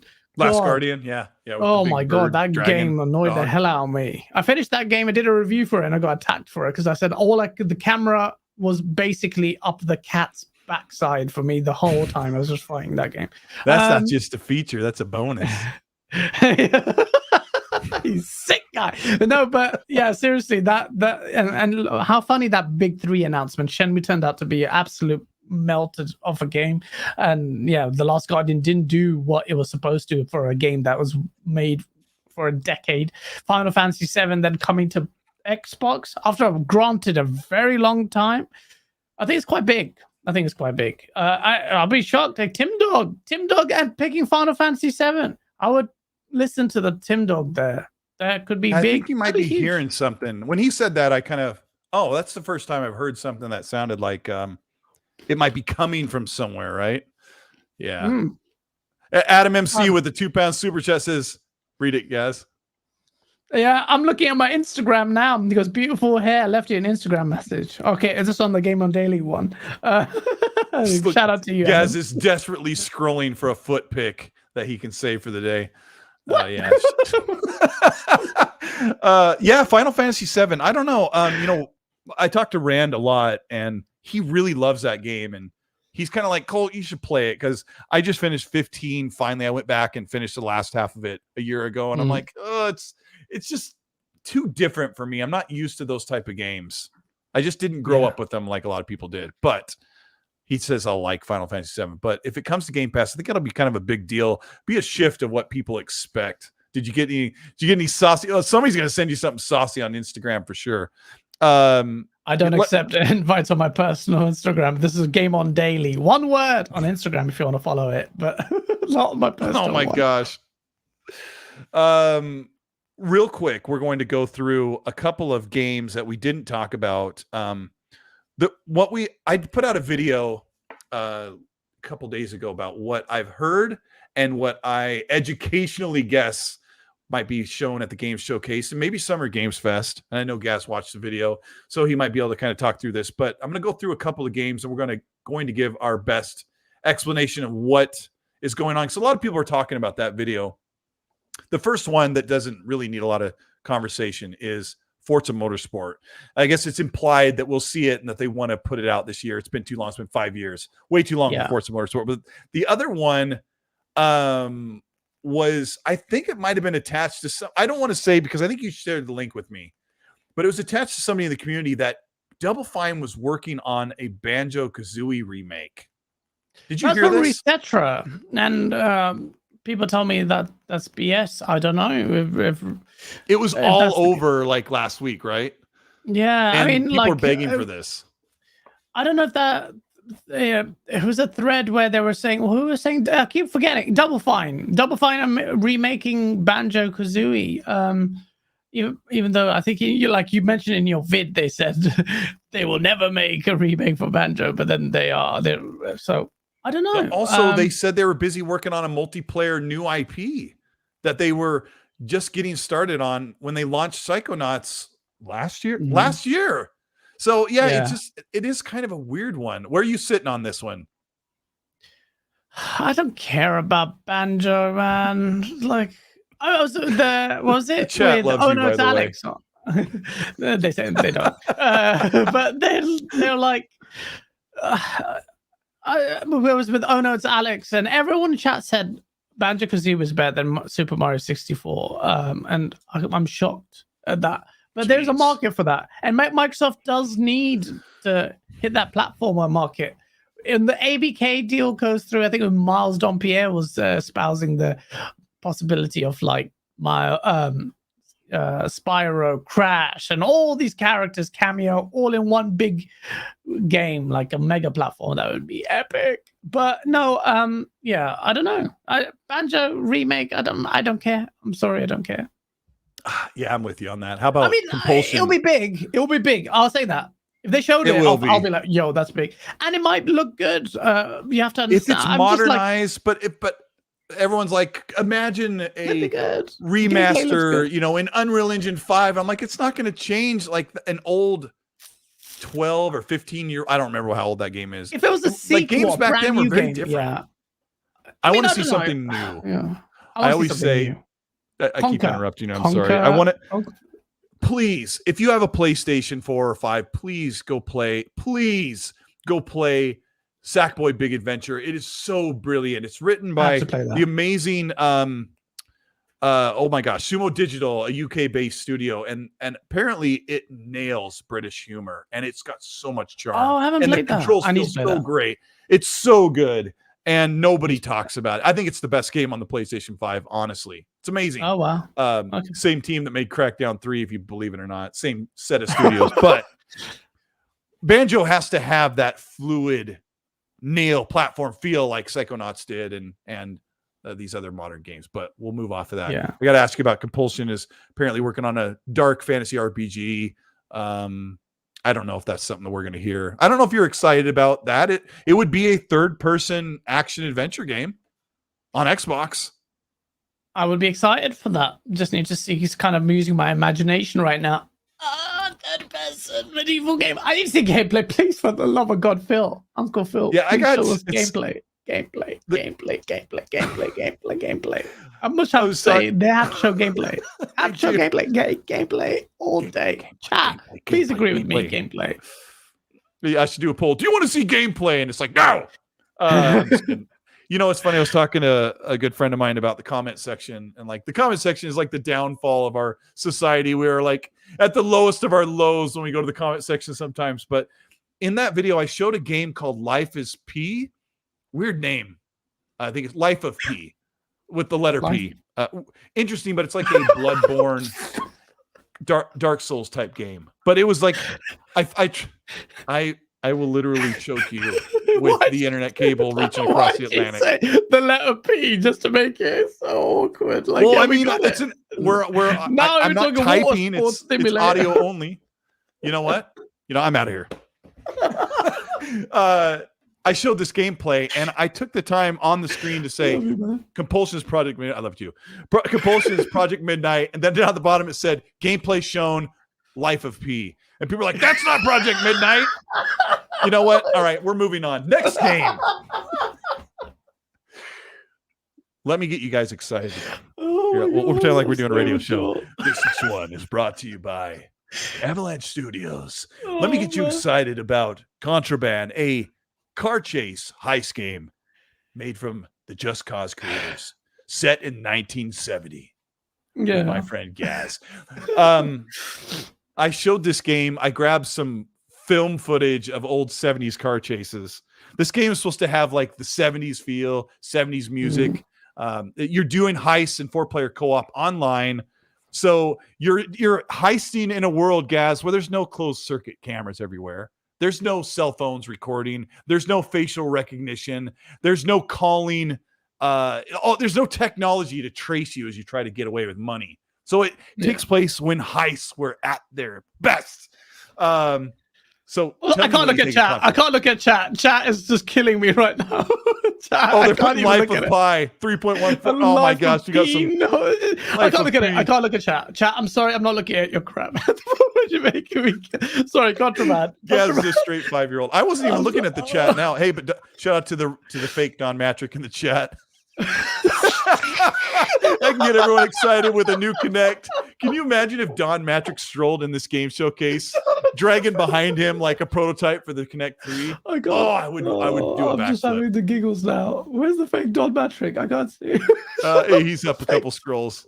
He's got like the laser eyes. This chat is so. I mean, guys, this chat makes the show. You guys are awesome. Hit the like button for yourselves. I always say it. People just say, "Oh, they're just trying to be nice to the chat." Say, "You guys make the show." No, you guys do make the show because it's hilarious. Yeah, and it's super late. It's 3 a.m. We're trying to get toward the end here for GAAS, so he could put his beautiful hair down on his pillow and just fall asleep.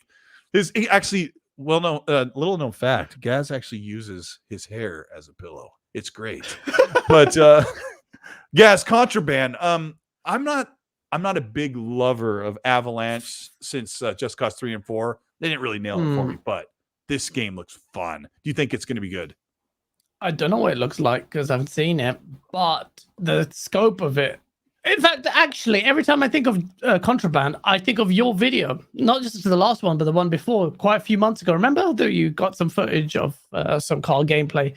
You actually talked about it before it was actually officially announced, but that That could be a great game if you capitalize on what GTA. It's quite clever. Remember how much people wait? I waited so long for heists on GTA. That was disgusting to the point where I haven't even played heist. I haven't done a single heist yet. I did one. I waited so long. And then I did one so long, and I gave up. I was like so angry. I couldn't believe it. My friend was driving, and I was on the phone doing like a mini hacking game while he drove. I like this sucks, but really? I'm sure it got better. That's kind of cool. But Rivers. I don't know. I'm not looking at chat. Contraband. No, it could. I think that's a strong contender to be shown. I'm almost convinced. I would say if it gets 70%, maybe 75%, that's going to be shown at E3, Xbox showcase event. I call it E3 all the time. Yeah, and I think it'll be shown off, and I think it'll be good. I think it'll be really good. People will bemoan it and call it like a another multiplayer live service game. But no, I'm excited. I play games with my friends. Xbox gamers, that's how they play. They're multiplayer centric. Let's be honest, or co-op centric. That's perfect game. Could be good. Yeah, could be very good. Pushing Polygons in the chat says, so more like GTA or more Driver. And Driver was kind of a sloppy game. Driver was so good, but it nailed that late 70s Driver movie thing. That late 70s, like, I don't know what that genre was called.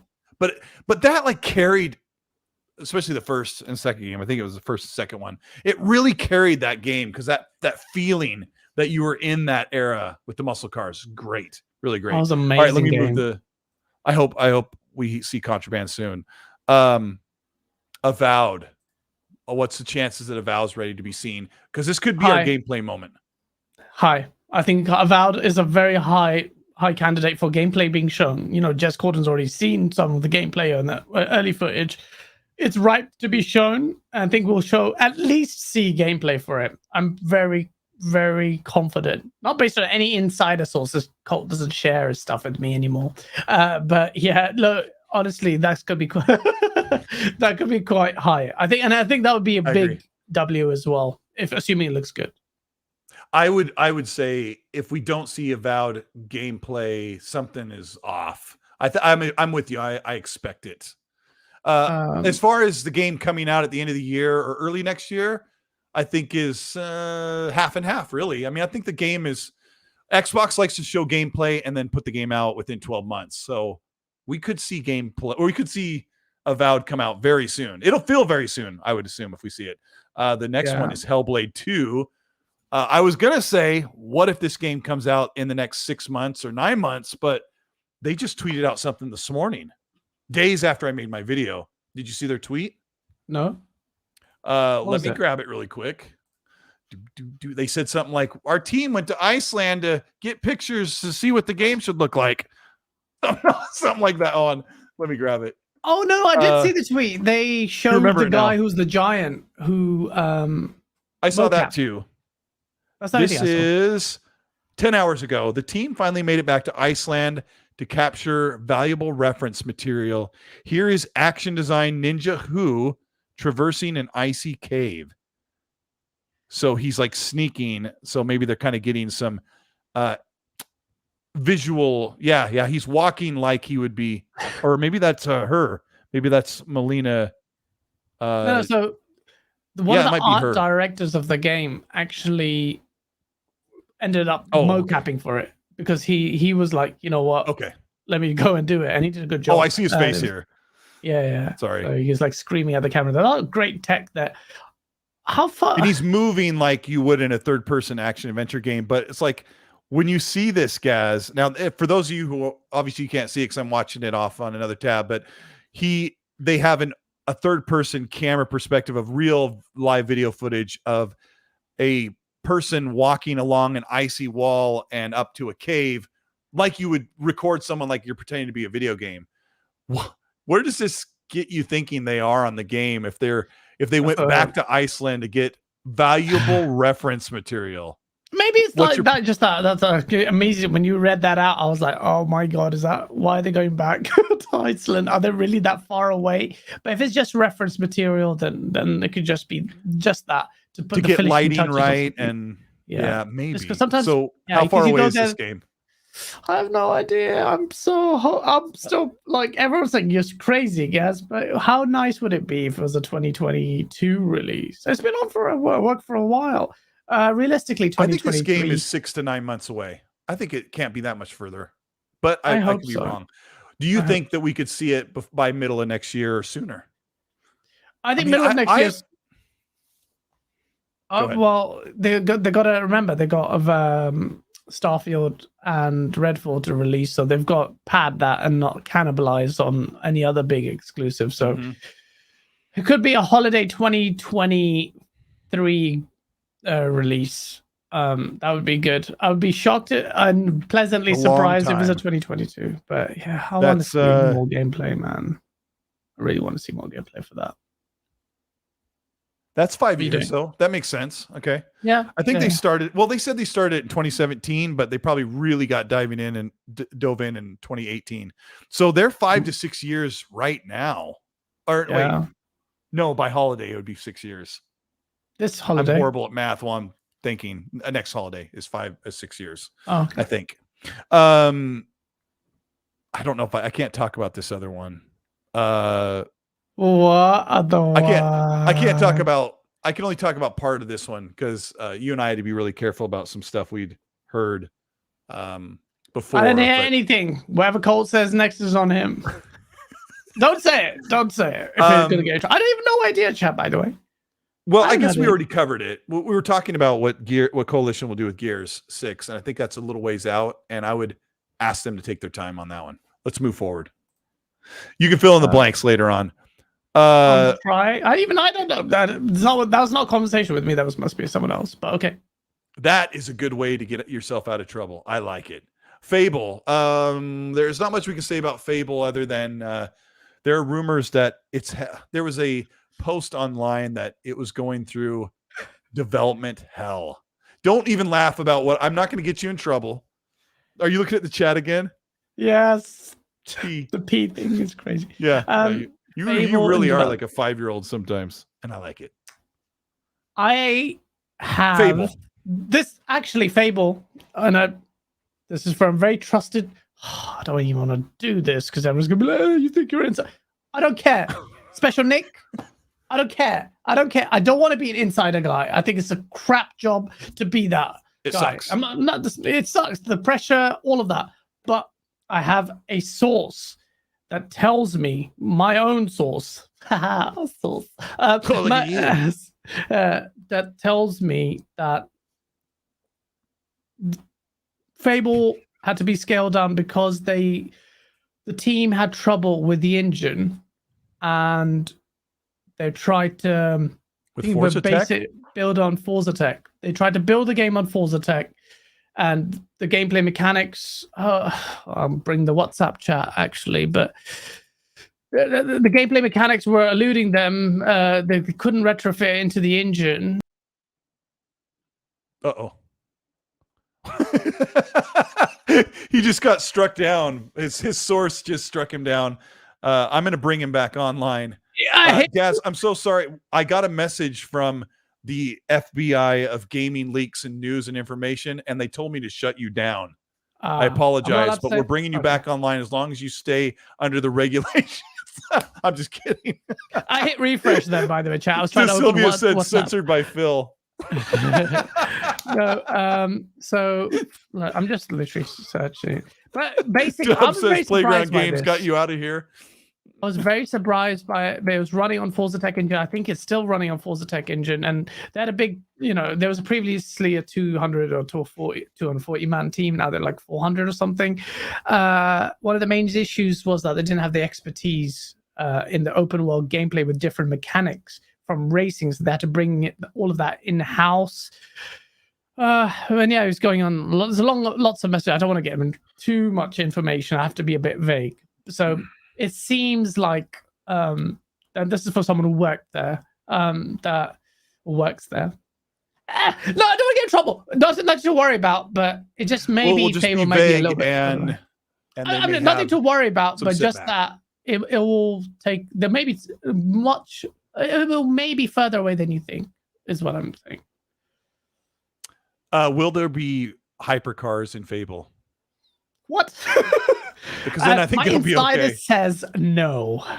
My insider. If that comes true, right. I'm officially insider. I'm not an insider, by the way. I don't care. We've got one more since we kind of covered the list as the show went along, because the chat was amazing with questions that were like perfectly timed. But you and I have talked about this in a couple shows ago. Not a smaller game, by the way. Someone don't run away with Fable. Please don't make articles on this. It's Fable. People say scale down. Doesn't mean games in scope always get scaled down. Ultimately, and for the better sometimes. Yeah, you condense it. You come at this big scope and you condense it. This is I've not seen the game. I've been told this, so call it hearsay. So don't write articles on it. It's all lies. You know what? I just pulled it out my mouth. No, it's not. It's true. But yeah, it's not the end of the world. I don't want to get you in trouble. I've talked to some of the people you reference that get called insiders, and they do not enjoy it. But then I think sometimes they enjoy it. This is my contact, Cole. It's not someone you know. I know. You do know. I got check your DMs. I sent you a foot pic. Hey, here's one last question, guys. You messed it up, Gaz. Phil Spencer just DM'd me. Get him off your podcast as a co-host. Fine. Phil Spencer just DMs me. He's like got some code like the owl has left the barn. Dub, thank you for the chat. He's been a channel member for 12 months. He says, what are the chances? Also, if you become a channel member, Gas is gone. I love it. If you become a channel member, you get the custom emojis in the chat. You get early access to videos when I put them up. I usually finish my videos in the evening, and they don't go up until like 12 hours later. I don't know if that sounds like something you want, but look, you also get these fantastical emojis that I drew. I like to draw. I'm a graphic designer by hobby and by trade, sort of. So yeah, that's what you get for being a channel member. But Dub says, let me go back to it. Yes, seeing you walk off screen was great. What are the chances we see certain Affinities game? Also, what is your dream announcement, Gaz and Colt? What would you love to see at one of these events? Quake. Dude, that's just what I was about to ask you. Quake would be killer. I was gonna ask Gaz, chat and audience, and thank you for checking out. We got over 1,000 people here, and we have almost 700 likes. 4 more people could make it a dream at 700 likes. That's so funny. I love it. What was I gonna say, Gaz? My question to you: Wabba, just wabba. I was going to ask Dub. I was going to ask Gaz. Id is the last person on the list. Are they about to announce Doom or Quake? Which one do you want to see? Well, I'd love Quake for me more. There's a question about the appeal of arena shooters in a landscape like today, but I definitely think arena shooters incorporating mechanics like clambering and wall running and stuff like skill based kind of those mechanics would be epic. So for me, Quake all day, any day. But if there's a Doom sequel, huge. Doom Eternal was absolutely incredible, beautiful game. I was almost crying how beautiful that game is. Like Tony Hawk mixed with Quake. It's just so good. So that's a big one. It's kind of crazy that Doom is the home of Xbox. I keep forgetting. We're so spoiled. We focus on the ABK thing so much. We forgot Doom is the home of Xbox. Xbox is the home of Doom. A lot of people are saying, though, that they will show it at QuakeCon as opposed to this event. But if they did, they could. I mean, the game showcase is pretty packed. I'm pretty sure. I'm just going to click Quake in your poll because I'd love it to be true. Quake. I mean, it's interesting that I posed the question is what you think, but it could also really be what would you rather see? I think people would rather see Quake because they want to see what Quake could be when it's not Quake Champions. I love you, chat. You may hate me, but I love you for the choices you're making in these polls. Quake over Doom. Yes, Quake. Doom is incredible, by the way. I'm not rapping on. Well, I mean, we got 2 great Dooms. I think really what people are saying is we already know Doom is great. We want to see what they would do with Quake. Am I right? Oh, they could do, Quake, they changed the game with Quake 3 and showed what arena shooters can do in online gaming. Put on your special effects, low, deep, demonic voice and say, Id, we need Quake or something demonic. We need Quake in this mother. Yeah, we do. Even your need Quake. demonic voice is still at a high register. It sounds like this. We need Doom and Quake. Oh man, You need to get down like, we need Doom. your voice was so Quake. deep in the Source videos. Like it's like, I told you, leave GAAS alone. There's so There much. you go. Now do that with the voice you're on. I told you leave, guys. No, I was talk about Quake. Oh, shoot. Wait, I forgot the line. Okay, never mind. I like this. Sounds sexy. Even your voice sounds so polite when it's demonic. Would you like tea and crumpets, sir? I love Tea and crumpets. Crumpets. What's up with Americans love crumpets? We don't have crumpets that much. I like them. Well, Dar's Night does, but I mean, I want to have them. So, yeah, let me see. I got a couple more supers here. Jigga J with a $5 super. Thank you. Jigga says, Colt, tell me there's a Daredevil game going to be at the Xbox showcase. I haven't heard anything like that. A lot of people talking about Daredevil? superhero games. Yeah, I mean, I just want Xbox to just go pay for Wonder Woman by Monolith. Those guys are amazing. They did the Shadow and War of Mordor games. Like, just go Daredevil buy game that. would be amazing. Just a black screen and you can just feel the game because he's blind, is right? And can play it. But then he's superhuman, so you'd have to really enhance. I don't know. How would that work? Oh, be third person. I don't think that's how they do it. A first person, that sounds stupid. First person Daredevil. Hey, actually, it could work because you could do. Oh, actually, that's actually a sick idea. I'm sorry, that's a sick idea. Imagine a first person Daredevil game, and you can see what he sees, like through the sound generator. That's a clever idea. Great gameplay mechanics. Don't copyright. That's my idea. And low effort graphics. Yeah. No, it Dead could Planet. look trippy. But yeah, sorry. Yeah, it could look trippy. I think people want that third person action adventure superhero game. Dead Planet, thank you for the $2. Says over under 5 first party Xbox games in 2023. Avowed, Hellblade, first party. It's so hard because I think there's a bunch of them coming in 2023. I think 5 or maybe more. Yeah. Guess, can you, my mind's blanking on what could possibly be there from Bethesda's ZeniMax and Xbox Game Studios. I mean, I can't remember. We've kind of go over it, but there could be way too many. It could be more than 5 or 6. Do you know, Gaz? Could be a lot. There's a lot, but please don't ask me to use my brain at 3:27 a.m. There's a lot.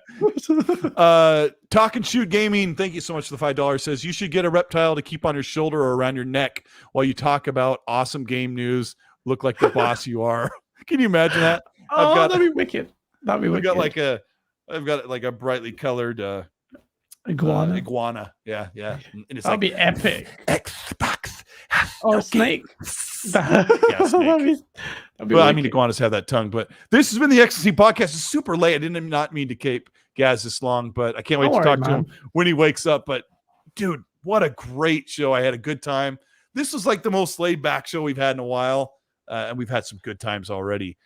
Chat, if you're still here, hit the like button to show your support to Gaz for being up at 3:30 in the morning. Gaz, tell the audience what you have planned for the Sauceverse and what you have planned for your channel and where they need to go to see the content.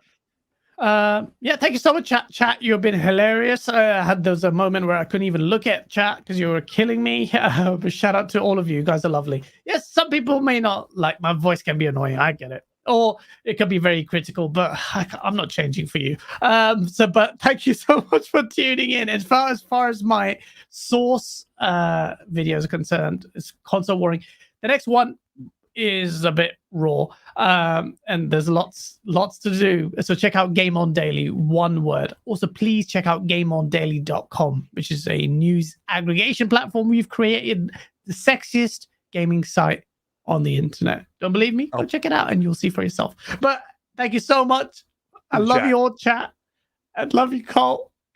I love you, Jim Ryan. I got one more. A Sleeping Vistas with Australian $2. Thank you, Sleeping. He says, Gaz, isn't it a school night for you? Go to bed. Yes, we're going to go to bed. We're going to call it night. It's been amazing. Happy Memorial Day to you people. All of you great people in the Crazy Louie Gaming shows up and says, hi, Gaz. Crazy Louie did a video of him singing in the shower. I called the authorities. We love the guy. He's hilarious. I'll be on their show Wednesday, I think. Yeah. They'll give me the heads up, but it's going to be a good time. GAAS just like, he's outie 5,000 when that happens. But yeah, thank you so much for checking out the show. We've had about 1,100 people watching. Hit the like button. This is the XC Podcast. I'm Colteastwood. I won't tell you what I've got coming on. I'm going on for the channel, but thank you so much for the support. And check us out on Spotify, Google, Apple Podcasts, on demand, on audio, if you want to do that. And that's thanks to Anchor, as the pony says something off to the side of the camera. That thing is so funky. Thank you. We're going to get out of here. We're going to have a good night. Have a good rest of the holiday. Be safe out there, and we'll see you next week. Say goodbye, guys. Bye.